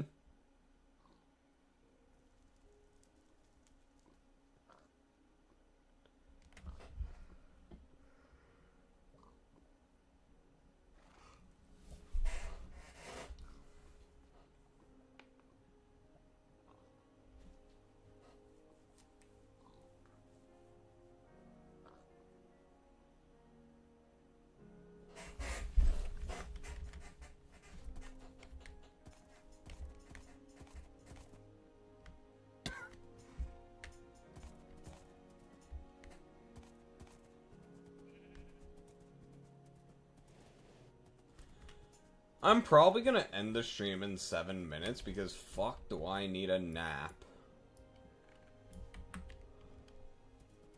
I am God's eepiest boy. Oh, fuck.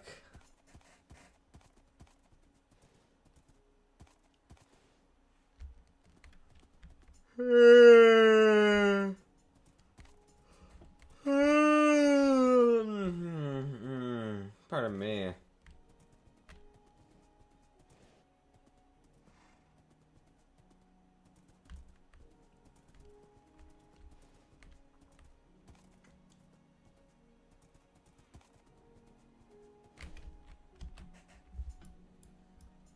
And now, oh my, we have a lot of snow to cover over here.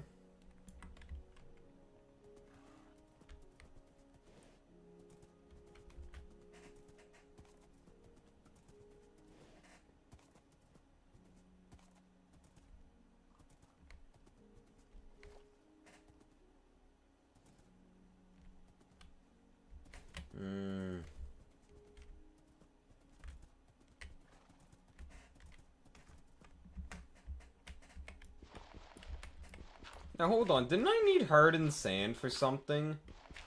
Something very specific? Quartz sand, flint, phosphite? No? I guess not?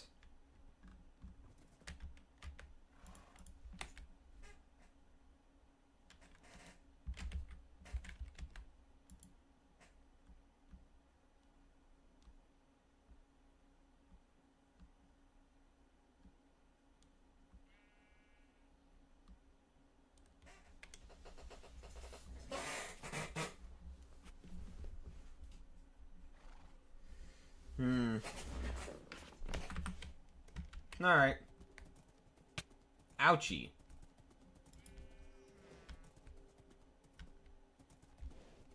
Jesus Christ, these direwolves are fast.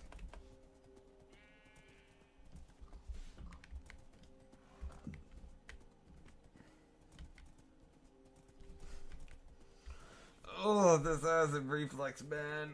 Oh. Ugh.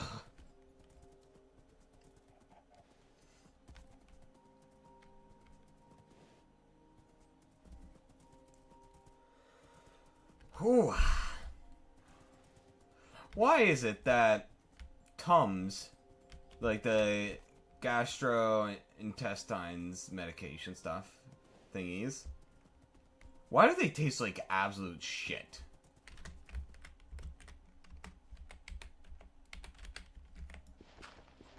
Just thinking about it sometimes gives me the shivers of how it tastes. Like, how it tastes gives me the shivers at times.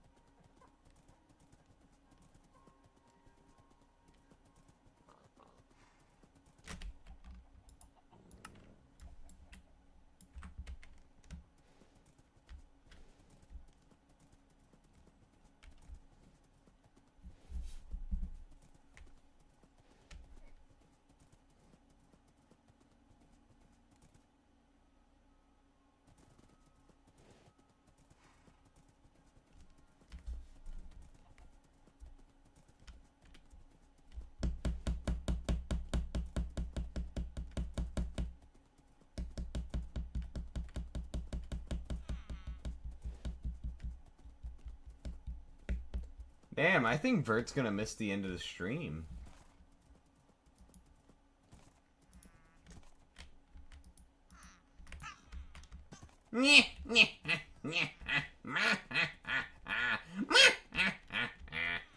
Oh, no, Vert's back. I'm letting you know, Vert, in 2 minutes I'm ending stream.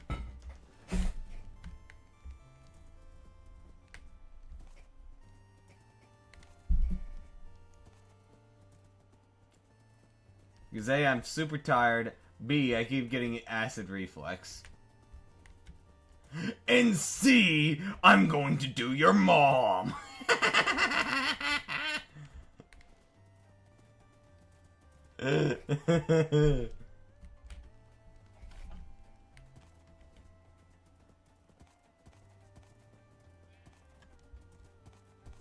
Fucking got him. Now, Vert. I asked this while you were gone, so I'll ask you. Do you want to see me play Mew and Taxes for EU4 on stream?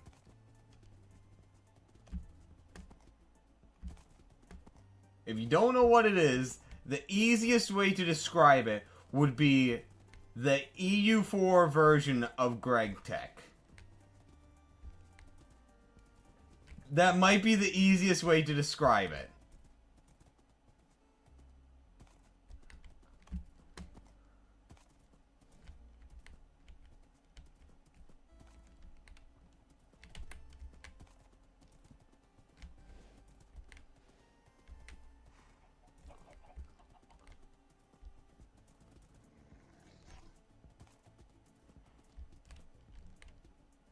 Is that a yes or a no, Vert?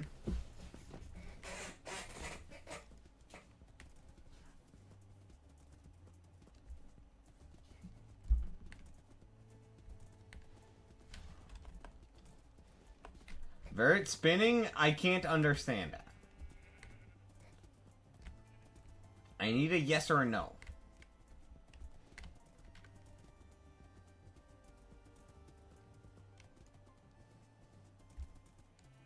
And if you do spin again, I will take away your spin.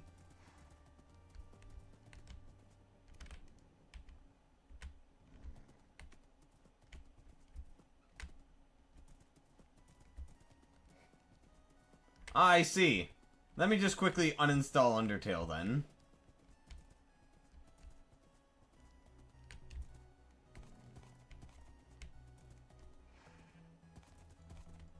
But no, seriously, Vert, I do want to know if you want to see this or not on...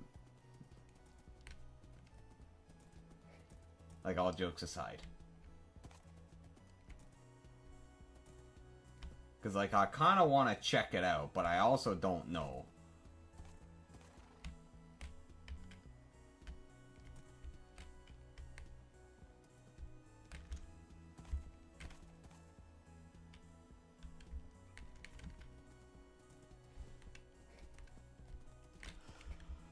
Alright, it's time for... Oh!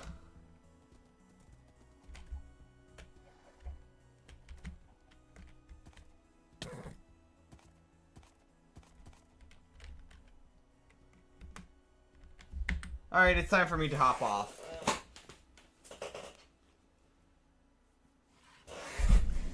Anyway,